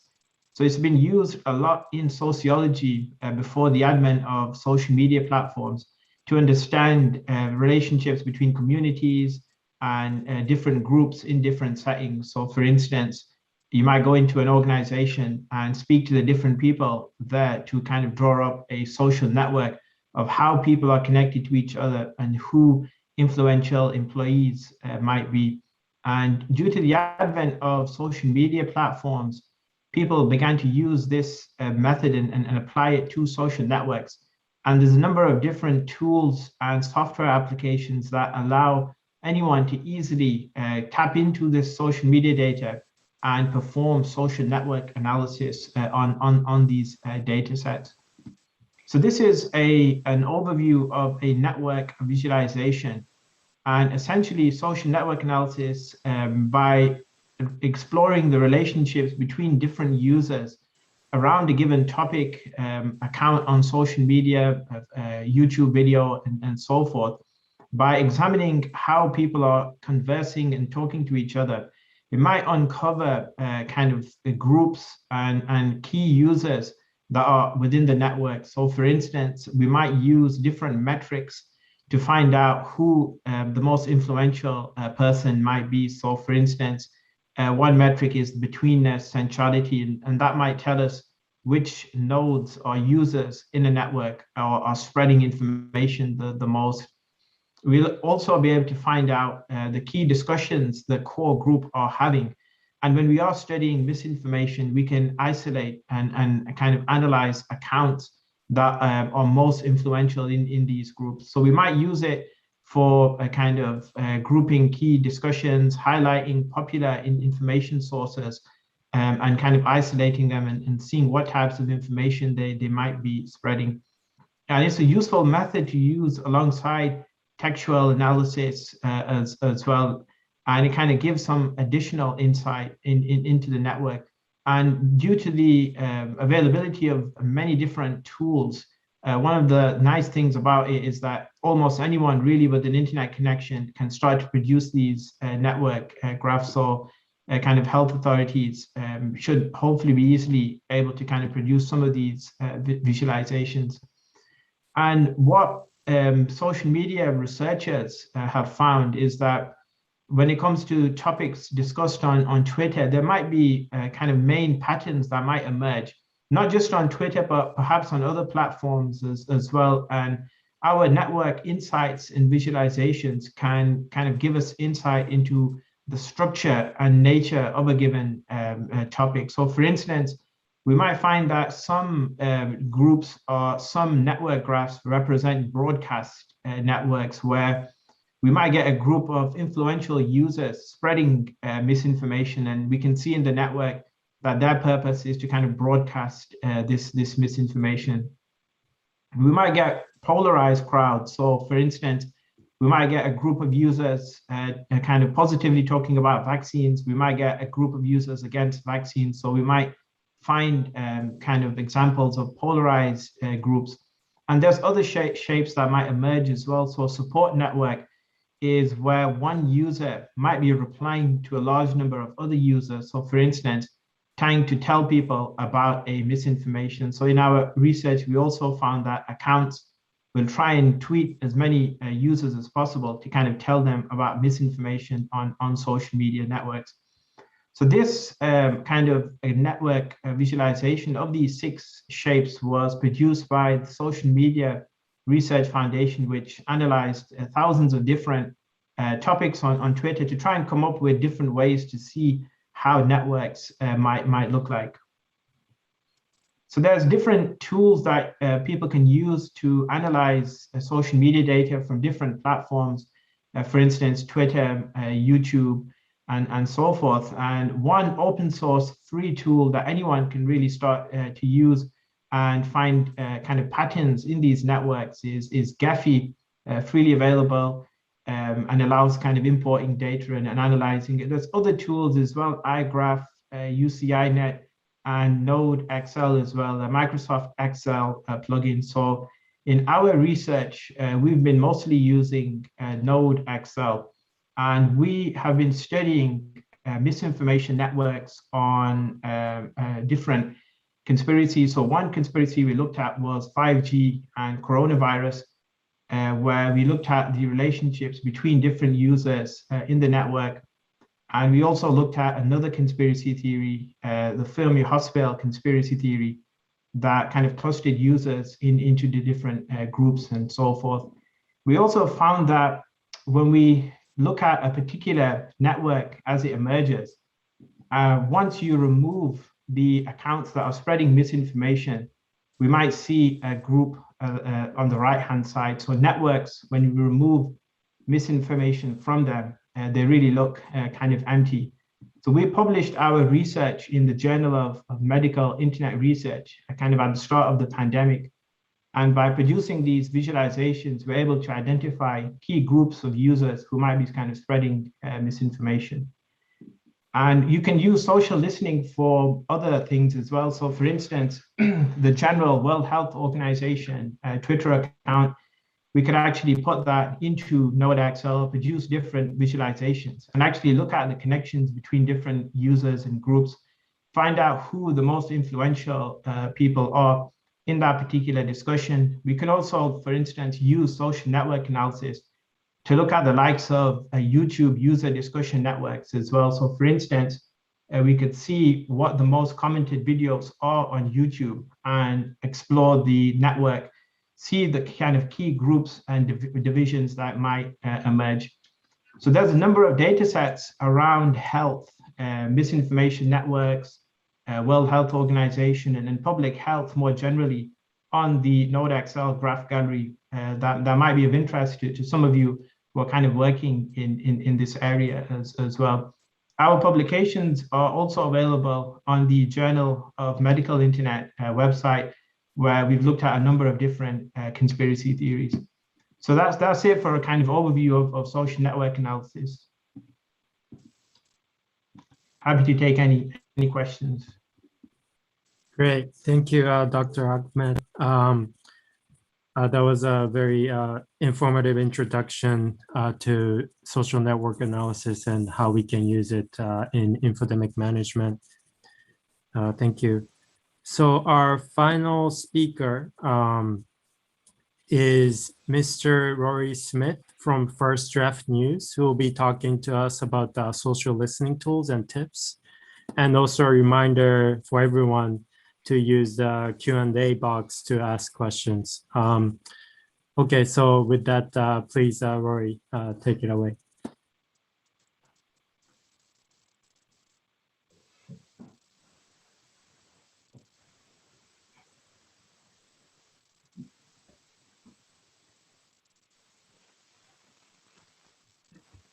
Great, thank you very much. It's great to be here. And I will today do a very kind of whirlwind tour of some of the social listening tools that are available and that are generally free for anyone that's monitoring social and doesn't necessarily have all the resources in the world. A slight caveat beforehand, given where we are these days and given how many brands and companies and organizations are doing this, that the tools available are seemingly infinite at this point. So this is very much like a curated list of things we use at First Draft that might also be very helpful for anyone doing this work. First off, I want to just underline the importance when doing this. Over the last year, having monitored kind of vaccine misinformation, health misinformation, we've pivoted a bit and focused more on narratives as opposed to the individual pieces of content.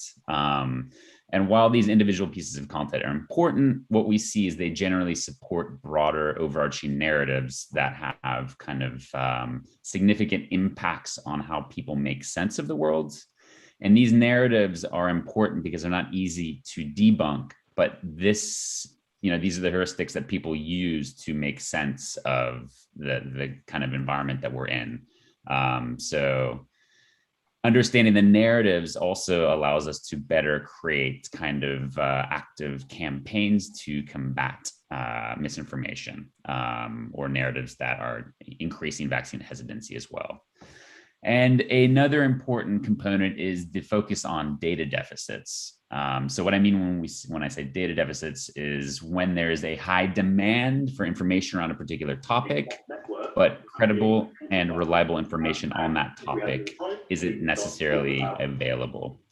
And where there are data deficits, there are generally almost invariably kind of misinformation, rumors, speculation, all the things that we've been dealing with over the last year. So being able to effectively identify these is really important part of monitoring and actively addressing kind of misinformation and rumor. So when doing monitoring, Boolean searches and keywords are absolutely your best friends. And if you do not nail this part of it, any monitoring operation is going to collapse. So by Boolean searches, I mean and or statements. So if you look at the top there, we have vaccine and Pfizer or AstraZeneca. And below that, we have a more kind of elaborate Boolean that looks at specific countries. Now, Booleans are only as good as the keywords, and oftentimes keywords are entrenched in certain communities or emanate from certain communities. So they're very much based on a set of kind of in-group vernacular. And developing keywords comes, unfortunately, only with doing lots of monitoring. So in order to understand communities, you have to monitor them. And then in order to get keywords that might signal certain communities that you're interested in monitoring, certain ones that might be pushing rumors or conspiracy theories, et cetera, you have to understand the vernacular they use. Otherwise, it's going to be really difficult to source your content and monitor effectively for rumor and misinformation. So first of all, one of the easiest and cheapest ways of monitoring is with Google advanced search terms, right, and booleans. So on the left side here, we just have a easy Google search. So if you're interested in sourcing kind of some of the main content that's about South Africa vaccine and Pfizer, or any of the other vaccines, you plug this in and you get a list of kind of the top content that Google is prioritizing here. Now, Google's gotten a lot better over the last year. Before, it was very easy to find misleading or outright false information on Google. Generally, that's not the case anymore. But this is a good way to monitor for news articles and content that might be problematic. And again, if you have keywords, you can plug in a few keywords, and then you can quickly see if there's more problematic content. So what I mean there is, let's say you heard a certain rumor about, or a certain conspiracy theory about, let's say microchips. You'd say, vaccine and microchips. And hopefully it would be authoritative information or debunks, but you might also find articles that are sharing false information that might also be being shared on social media. And you can also use Google search terms to find groups content on different social media here. So by using Google advanced searches, you can find specific groups that are talking about vaccines in different countries too.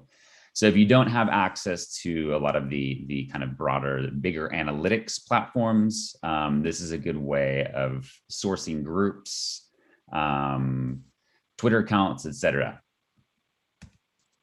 So for Twitter, there are kind of two main options. TweetDeck is free.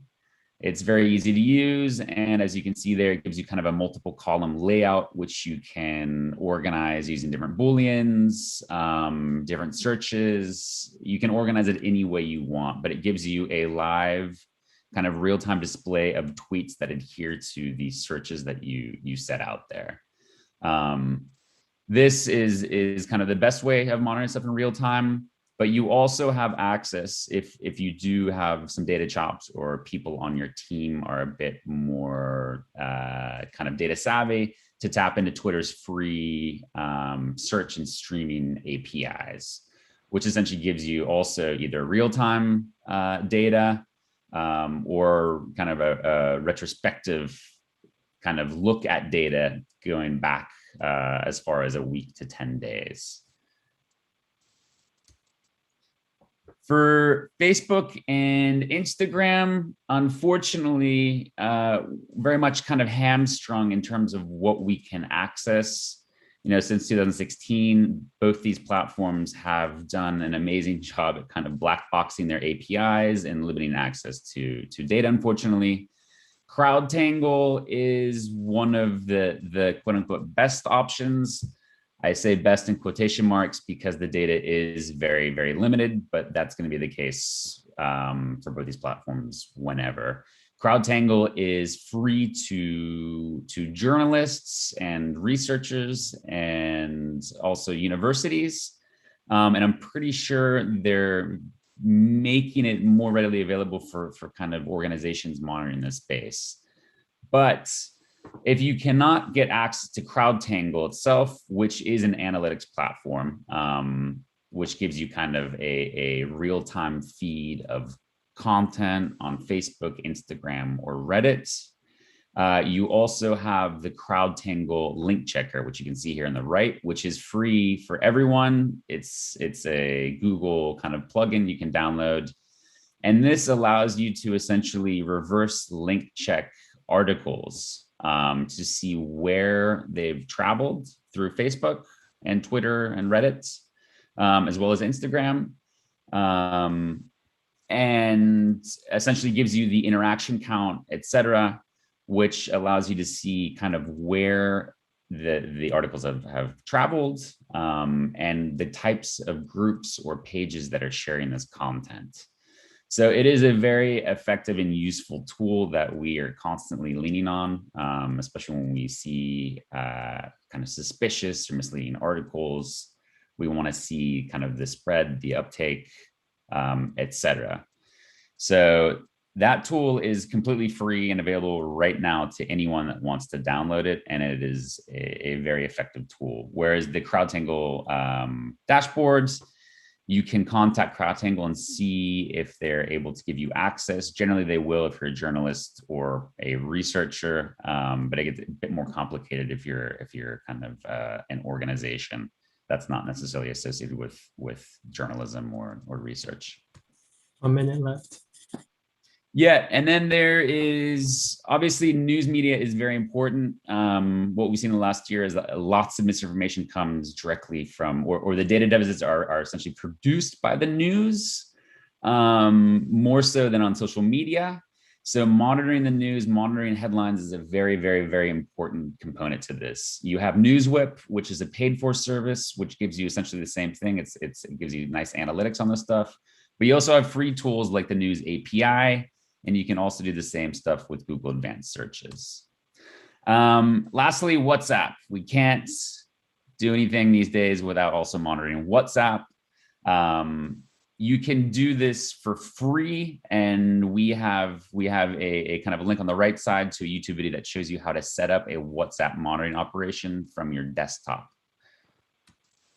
And then, of course, you have the obvious Google Trends, which is very important. But also, don't forget about Wikimedia and Wikipedia. They have an API which essentially allows you to monitor what are popular kind of searches and pages by language, which can be a really effective kind of tool on top of your other tools to triangulate kind of data sources.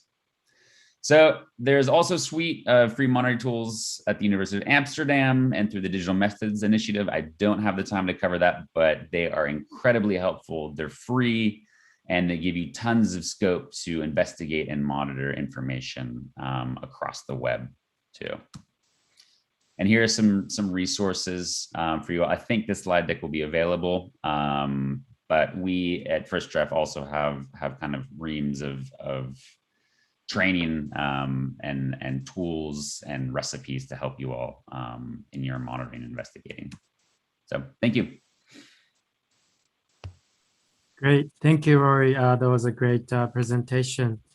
So with the time that we have left, we would like to start our moderated discussion, but maybe we'll start with asking questions to the three presenters who just presented. And maybe we can start with Rory, since you just presented. So we have a question for you. So I think one of the issues that we are starting to see is that public health teams have are saying that it's important to hear as many voices as possible. And so what, in your opinion, what do you think are best ways to serve people in closed social media groups? Because this can be particularly challenging in terms of ethics involved for social listening. So can you tell us more about how you're handling ethical social listening in closed groups, Rory? Yeah, thank you. And that's a fantastic question. So of course, when it comes to this, because for the type of monitoring that we're doing, which is often around kind of politically extremist groups or just extremist groups in generally, you need to enter closed spaces. And this is specifically, I mean, this is important because with a lot of the deplatforming that's happened this year, people are moving more and more to closed spaces. And we see a lot of people that are spreading kind of vaccine misinformation also moving to this. So ultimately, it's going to be a privacy versus a public interest argument, right? And if it is generally in the public interest, and you think whatever you're doing will serve the public interest and that will outweigh any privacy concerns, that's generally the kind of heuristic we use to kind of guide us. Obviously, there are many questions you have to ask. So when it comes to what we do, it's important to be as transparent as possible. So not to be misleading at all. And we're also very much in just a kind of watch situation. So we do not interact with people when we do monitor these groups. We're there only to watch. And if people do approach us, it's important to be, again, transparent, to say who you are, what you're doing, and why you're doing it. And, you know, inevitably that might result in you getting kicked out, but that's fine, because at the end of the day, we want to be fully transparent. And it's also protecting people's privacy and making sure you're anonymizing everything you do, right? And not revealing or doxing people, because then we're contributing to the same issue that we're kind of fighting back against. Unfortunately, though, with this conversation, it's not cut and dry, right? It is a sliding scale of what is in the public interest, how far you're willing to go with entering these private groups. The most important part about this is that you and your organization are actually having this conversation. No one should be going out and doing this alone without having had discussions and having kind of instituted some policy at your organization about what you can and cannot do. But unfortunately, yeah, the issue we all confront is there are no central guidelines to how you can do this, aside from, for us at least at First Draft, being fully transparent with kind of our intent. And as long as you're doing that, and you think this is in the public interest, and that you have a strong argument that essentially substantiates that, then at least you're checking some of the right boxes when it comes to ethically monitoring. But for those that are interested, we do have an entire kind of module about ethical monitoring, and it's on our website at this link here. And it goes through a lot of the questions that you should be considering with your maybe your manager or your organization, and some of the discussions you should be having. So check that out, as that might be kind of a helpful tool for everyone that's trying to do this type of stuff. Great. Thank you, Rory. So next, we have a question for Matt. So I think we are starting to see a theme across everyone's talks today, including yours, Matt, which is that this challenge of disinformation that undermines confidence in public health measures. And with this challenge in mind, what would you say are key tips for public health teams to recognize disinformation threats to health security? And what could public health teams do to help build resilience to these informational hazards? Okay, so just a small question. I tell you what, let me bring up a slide very quickly. So I think this was an after slide that I prepared just as a question, I guess, which I'm not expecting anyone to actually speak up to, but the question was going to be, you know, which of these is real and which is fake? And you know, the answer is they're all fake. But detecting misinformation, I think, is only becoming harder for lots and lots of different reasons. There are this idea of deep fakes, like we're seeing here, which are computer generated, incredibly realistic looking images. But we're also seeing, I think, as Rory mentioned, a move to more closed groups. There is a differentiation, I think, to be drawn between misinformation and disinformation, where we're seeing potentially the intentional spreading of false information versus the unintentional spreading. And then there's I think, an argument around, is detection actually useful? How early do we need to detect it in order to be able to act effectively? and how much of our effort should be focused on building resilience and actually trying to get ahead of it. Personally, I think probably both, that we need to be trying to detect it as early as possible. And I think in order to detect it, it is becoming more and more difficult. And where previously we may have been able to identify a fake account because it had no profile picture, and then a little bit down the line, it had a profile picture stolen from a dating website.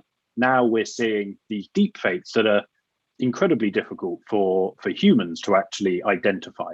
And so we are having to use technology, which comes with its own challenges. I would say just that I'm also a big fan of pre-bunking, as I know debunking was mentioned, but pre-bunking, and particularly this idea of logical inoculation, where we expose members of the audience to a weakened version of the form of misinformation. So maybe not the actual, we're not talking about sort of trying to fact check a particular item. We're giving examples to the audience of a methodology in order to build their resilience to it and enable them to spot it more effectively. And there's been lots and lots of good research, and particularly on the environmental front around some of that work. So I think it's pretty obvious that's a topic we could talk about and explore for days, and in all sorts of different detail, but that's a quick overview. Thank you, Matt. That was excellent. So our next question is for Wasim. So I think one of the challenges that public health authorities are facing is trying to make sure that there's universal access to credible health information, especially in this environment where harmful narratives may be interpreted as more shareable than expert scientific information. And this can mean that public health messaging may not necessarily reach all the other nodes in a communication network. Yeah. So do you have advice for public health authorities to try and expand the reach of their messaging? Yep. So what you can do is when you use social network analysis, sometimes what we found is there are some accounts that are sharing the anti-narrative against misinformation. So for instance, from a commercial point of view, brands might contact influential users on social media to kind of share messages on their behalf. So in some of our work, we were recommending the use of a kind of influencers on social media that are already got an interest in health, and maybe kind of collaborating with them to kind of share more factual information. And there were some examples in the UK where some local councils approached influencers to kind of spread more positive messages, and it seemed to have good reach compared to some of the kind of official messages. So another potential kind of channel of raising awareness.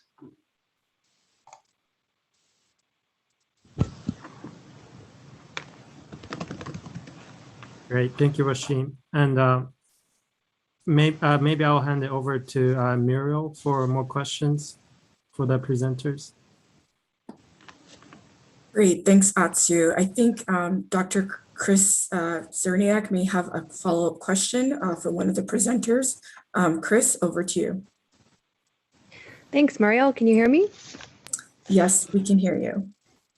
Excellent. So while we were just chatting with Dr. Wasim here, I'm really interested in whether you find that these clusters are very dynamic or static for different public health topics. In particular, how often would you recommend, for example, that public health teams go out and do this kind of mapping work of their communication network? Over to you. Yep, so that's a great question. So depending on the volume, something like the World Health Organization's network, it might actually change every day. So if you were looking at a 24-hour period from day to day, we might see changes in discussions and changes in the topics that people are conversing about. one way to test it out would be to maybe produce some of these visualizations on a weekly basis and a daily basis, and see some of the differences that might emerge. But because certain accounts get a lot of interest from the public, they might receive so much communication that it might be better to look at these things in a kind of a daily unit rather than over a longer time frame.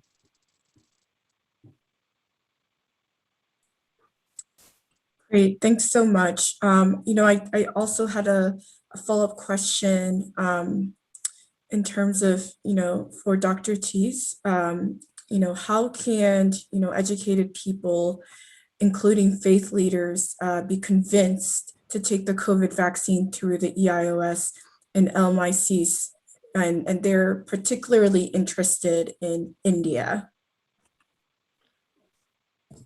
Okay, yeah, thank you for the question. I'm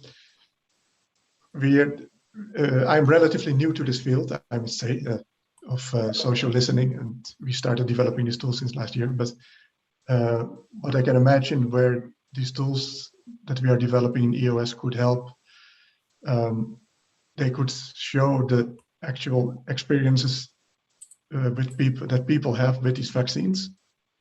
And so I could imagine that if people distrust the official channels like the government, then if they actually see what people's experiences are with these vaccines, that could maybe help to convince them, and also save leaders who could then convince their followers.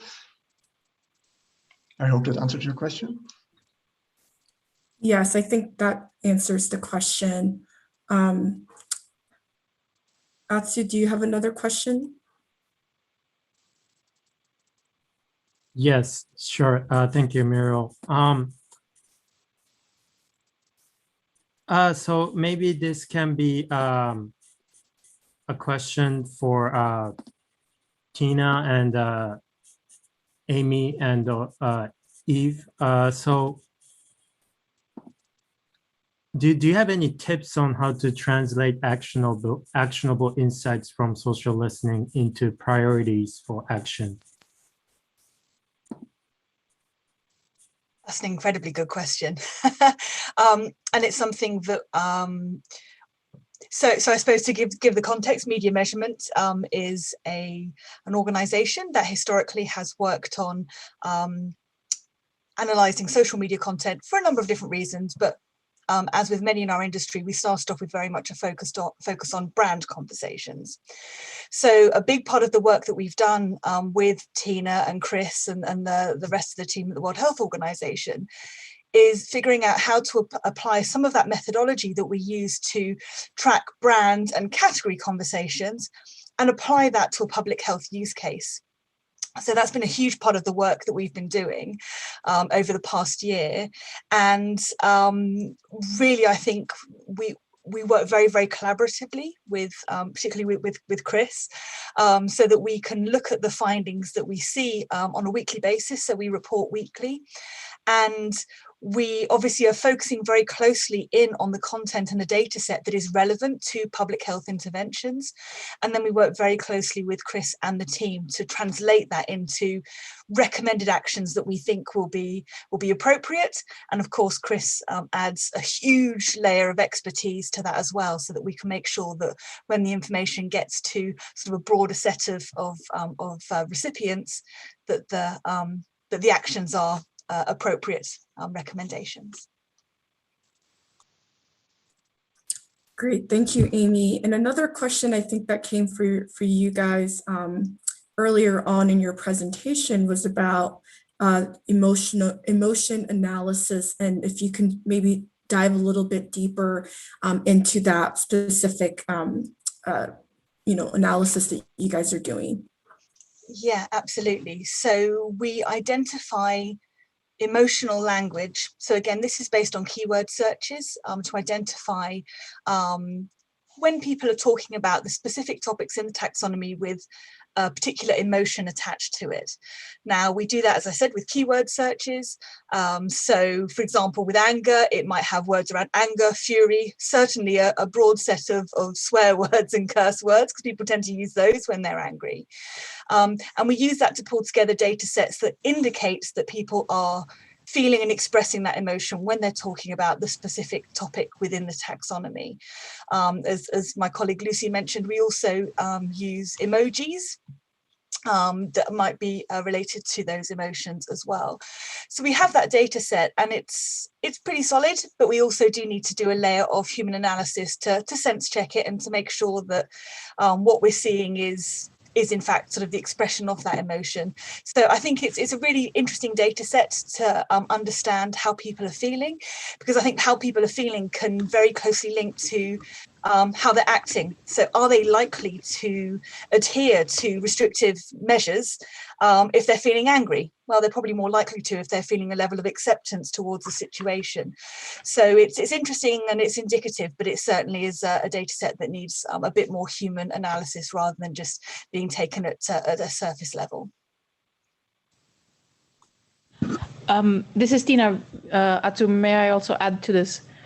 So what Amy is getting at is actually a really hard question related to how do you link the what people are expressing with their intent for offline behavior.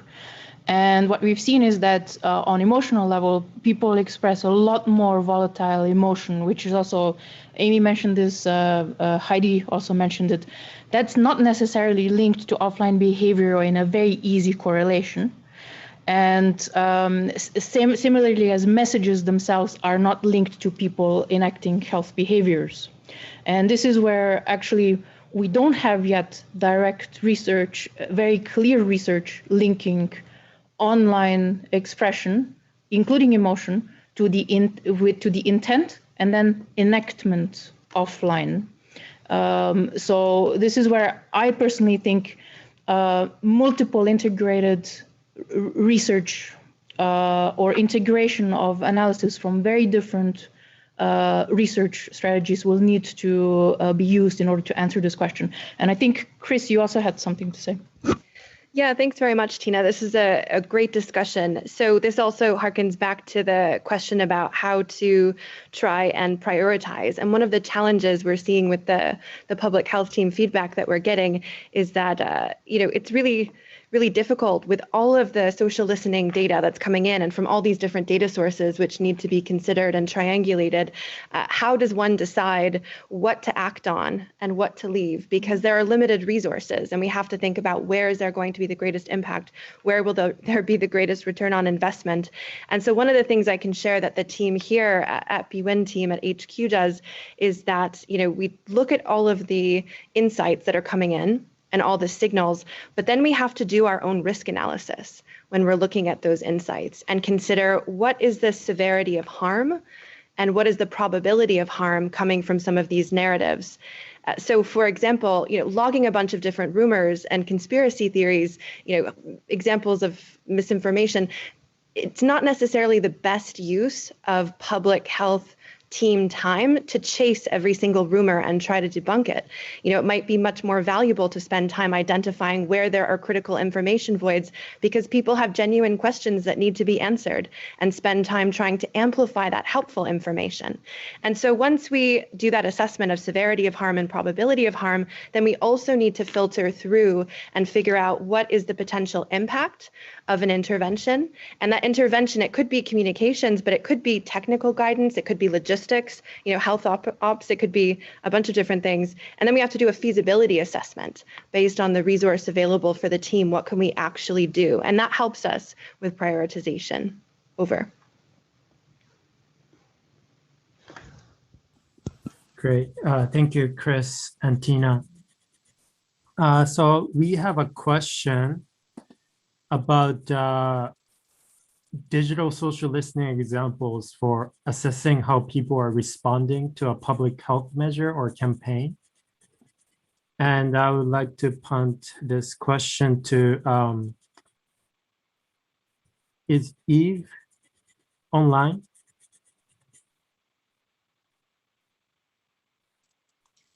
I think she had to drop. Okay. Sorry to ask you another question, Amy, but would you mind taking this one? Yes, I can, absolutely. If you would give me one moment just to find my notes that I have for Eve's part of the presentation. Yes, I can absolutely do that. Sorry, bear with me just 1 second. Sure. Muriel, did you have like another question that you wanted to ask the presenters while we are waiting? Yeah, I guess I have a quick question too. So you go ahead, Muriel, and then I'll jump in after you. Oh, okay. All right, I guess I can start. So there was a question that sort of wanted to know, for example, when infodemics happen, the earliest information sources are not necessarily the most harmful, and the most centralized information sources may not also be necessarily the most prioritized or to be controlled as well. And so they were wondering, how to distinguish and determine the priority information transmission spreading, and how, that should be given to interventions and the measures for interventions. I hope that question was clear, but I think basically they're wondering how to distinguish and determine the types of information to prioritize during an infodemic. Narrative, yeah. Go for it. So this is where the taxonomy, the idea behind using a taxonomy to help drive analysis, targeted analysis towards what a response team thinks about in epidemic, mitigating epidemic risk and the epidemic. So first of all, we need to get away in the analysis. One does need to get away from pieces of information to narratives. Once you are able to identify the narratives, which are the ones that are rising, or where are a lot of questions, where is a lot of confusion, which indicates where potentially there's information that's not clear, and where there is the conversation space where misinformation can very easily move in. Once we think about the narratives, the next step is really looking at them and framing the analysis within the frame of, is the conversation about the cause of the disease? Is it about the treatment? So the way that Amy was describing taxonomy earlier, because this makes it a lot easier to identify those topics and those narratives that correlate to the response. So every epidemic response has an incident response structure where different colleagues, professionals of different backgrounds come together and they drive pieces of structured response, anything from logistics to diagnostics to treatment, knowledge about the virus. So being able to throw a blanket over the narratives and look where there is most confusion, where there's most answers, where potentially there are driving conversations, helps pinpoint and put the analysis closer to what can then have higher impact for consideration and also higher impact in the response. That was great. Thank you, Tina. So Amy, did you want to address the question that I asked earlier? Just a reminder that the question was about social listening examples for assessing how people are responding to a public health measure or campaign. Yeah, thank you so much, and apologies that it took me a short while to get back to Ev's slide. Hopefully you can all see that slide here. And yes, so these are two campaigns that were launched to communicate around the pandemic in Quebec specifically. Now, this first one on the left here uses an analogy with hockey, which obviously is quite a popular thing in Canada, to promote adherence to recommended measures. And the slogan was, "We're all in the same team." And they got a lot of criticism on social media. So Quebecers were criticising that actually, you know, this campaign was really not recognising the fact that a lot of people weren't actually in the same team in some ways. There were people who were facing significantly greater levels of difficulty managing the pandemic, and the pandemic has in fact increased some of those inequities that were already in place in terms of, you know, societal factors and health factors as well. So the reporting that we were doing was able to identify this, and they were able to kind of course correct, I believe, with some different messaging. And the second one on this slide here as well, they had a campaign again where they had a celebrity explaining how they kind of maintained their wellness, their mental health, their spirits during the pandemic. And again, sort of it was criticized quite strongly on social media, because it was felt that, you know, the conditions in which these celebrities were living in, you know, big houses, all of those kinds of things, really doesn't reflect how a lot of people in Quebec were living, you know, within the pandemic and the lockdown measures. So they, you know, the team in Quebec were able to take the information that we were able to provide them, that measured the level of this criticism, and just kind of course correct these campaigns towards something that perhaps better represented the experience of more Quebecers during the pandemic. Over.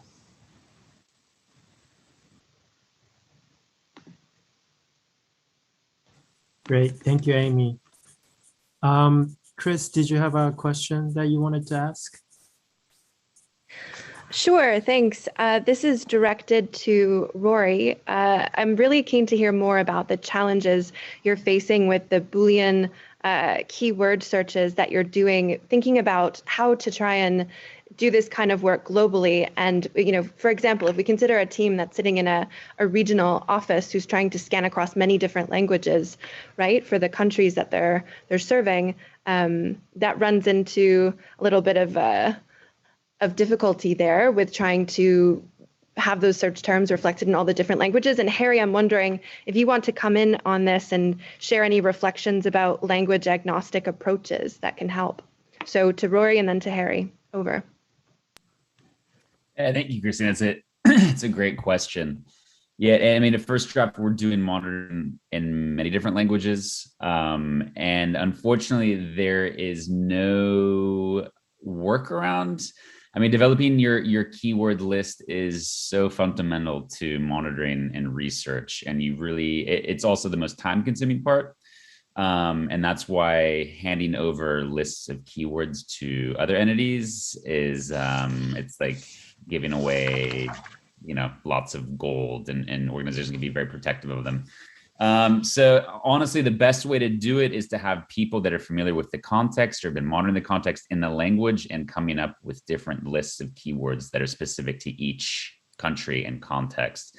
And I should say that even within each country, there are communities that will use certain in-group vernacular, right? So it's not even a country specific thing. It's very much a community specific challenge. And that's why it does take a lot of time and is quite tedious at times. But once you have those keyword lists up, it can really kind of just hypercharge your ability to monitor and do research. So that's my answer for it. Okay, and adding to that, kind of coming from the machine learning side as well, most machine learning algorithms out there are not language agnostic. They're based on a language model for a given language, and most of them are designed for major languages, especially English or maybe Spanish. So that's why we took a different approach with Citibeats, which is what's underlying EIOS. And we're working on a language agnostic approach. So just by giving a few keywords, whether you give them in slang or local dialect, it will start adapting to that local context. So there are some ways to do it with things like classification. For some of the other things like that are very sensitive, like question detection or intent detection, then you need to specialize in languages. Great, thank you both. Back over to you, Muriel and Atsu. Thank you, Chris.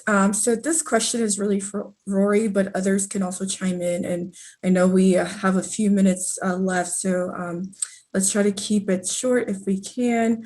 We have a question from a team who is currently doing some social media monitoring and, running some of the rumors and tracking programs in Asia, and they are looking to sort of jump in quickly to some of the needs that they are seeing in Asia, and are wondering, what's the fastest way to get up to speed in a new context as it relates to social media monitoring and rumor tracking? Yeah, I mean, I'd say the most expedient way is really identifying which social media platforms are used the most. So this also differs very much by countries and regions. And so focusing on the ones that are the most prevalent, the most highly used is one obvious step to take. And then it is identifying what you're looking for. So if it's vaccines, then it's essentially coming up with at least a general keyword list to input that kind of essentially encompasses all the vaccine related terminology and debates that are happening in that country. And then through that, you will find more precise keywords that you'll be able to use to hone in on certain communities, certain issues. I would also, if you search, and this is easier done programmatically, but you can also, if you're looking for kind of concerns or questions, there's language that's suggestive of that. So if in your Booleans you search for supposedly or maybe, or even search for question marks, using kind of the language that suggests uncertainty is a great word or a great kind of method of really streamlining your search as well. And then of course, I mean, back to Heidi's point way back in the day, what we're finding out more and more is that, yeah, social is great.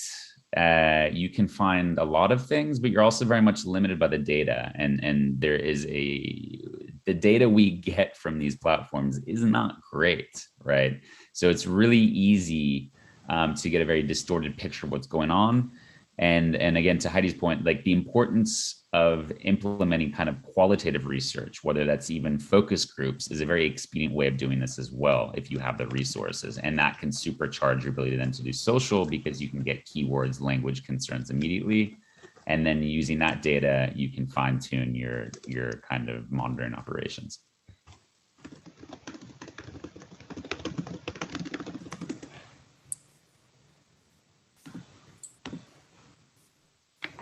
Thanks, Rory. A quick follow-up question here, and I think maybe I'll direct this to Tina. It's interesting seeing this incredible diversification of techniques and tools for social listening that we've covered here today. And certainly this raises questions about the ethics of social listening. And Tina, did you want to share a reflection on that? Yes, maybe just really quickly. I saw there was also a question, or more of a comment from Gunther in the question and answer, where he was pointing out that there are actually ethics protocols and principles published in research. Researchers do need to submit their research to IRBs, their institutional IRBs, for review.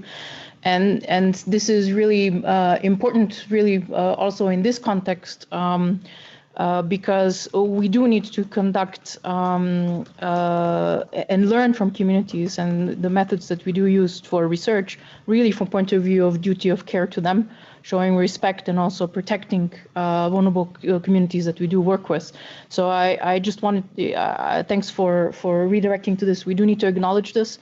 Social listening itself, it does need to be taken seriously. It's not a playground of throwing data analytics against big data and looking at information, but we do need to acknowledge our responsibility, not just to the communities and people that we work with, but then also we have duty to then act together to act on what we've listened from the and learned from the communities and apply them in response.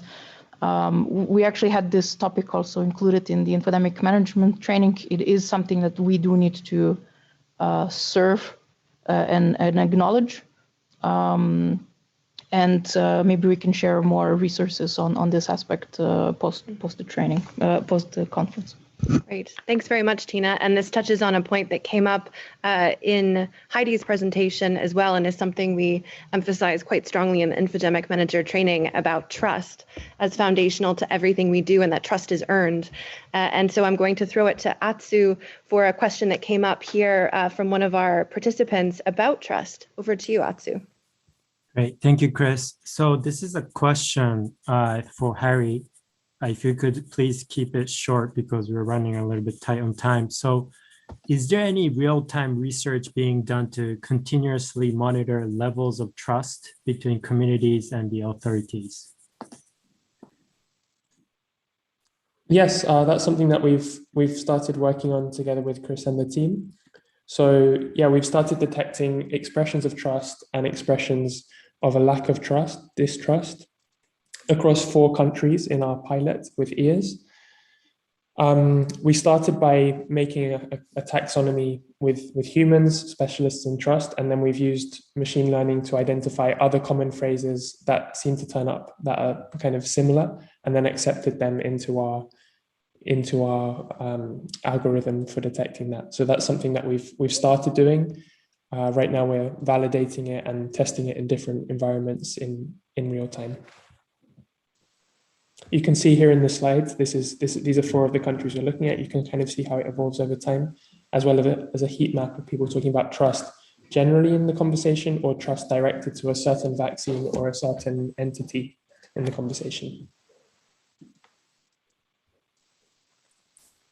Great, thank you so much, Harry, for that. And this about wraps up our plenary discussions portion of today. I will punt it back to Chris for closing remarks. Thank you very much, Muriel. Really good discussion today, and I want to invite everyone again to return for our final session tomorrow. Make sure you're registered. We are going to delve more deeply into the ethics of social listening and talking about challenges and opportunities to advance our coordination and collaboration in this space. It's going to be a really lively panel discussion after a couple provocative presentations. So please make sure that you are registered.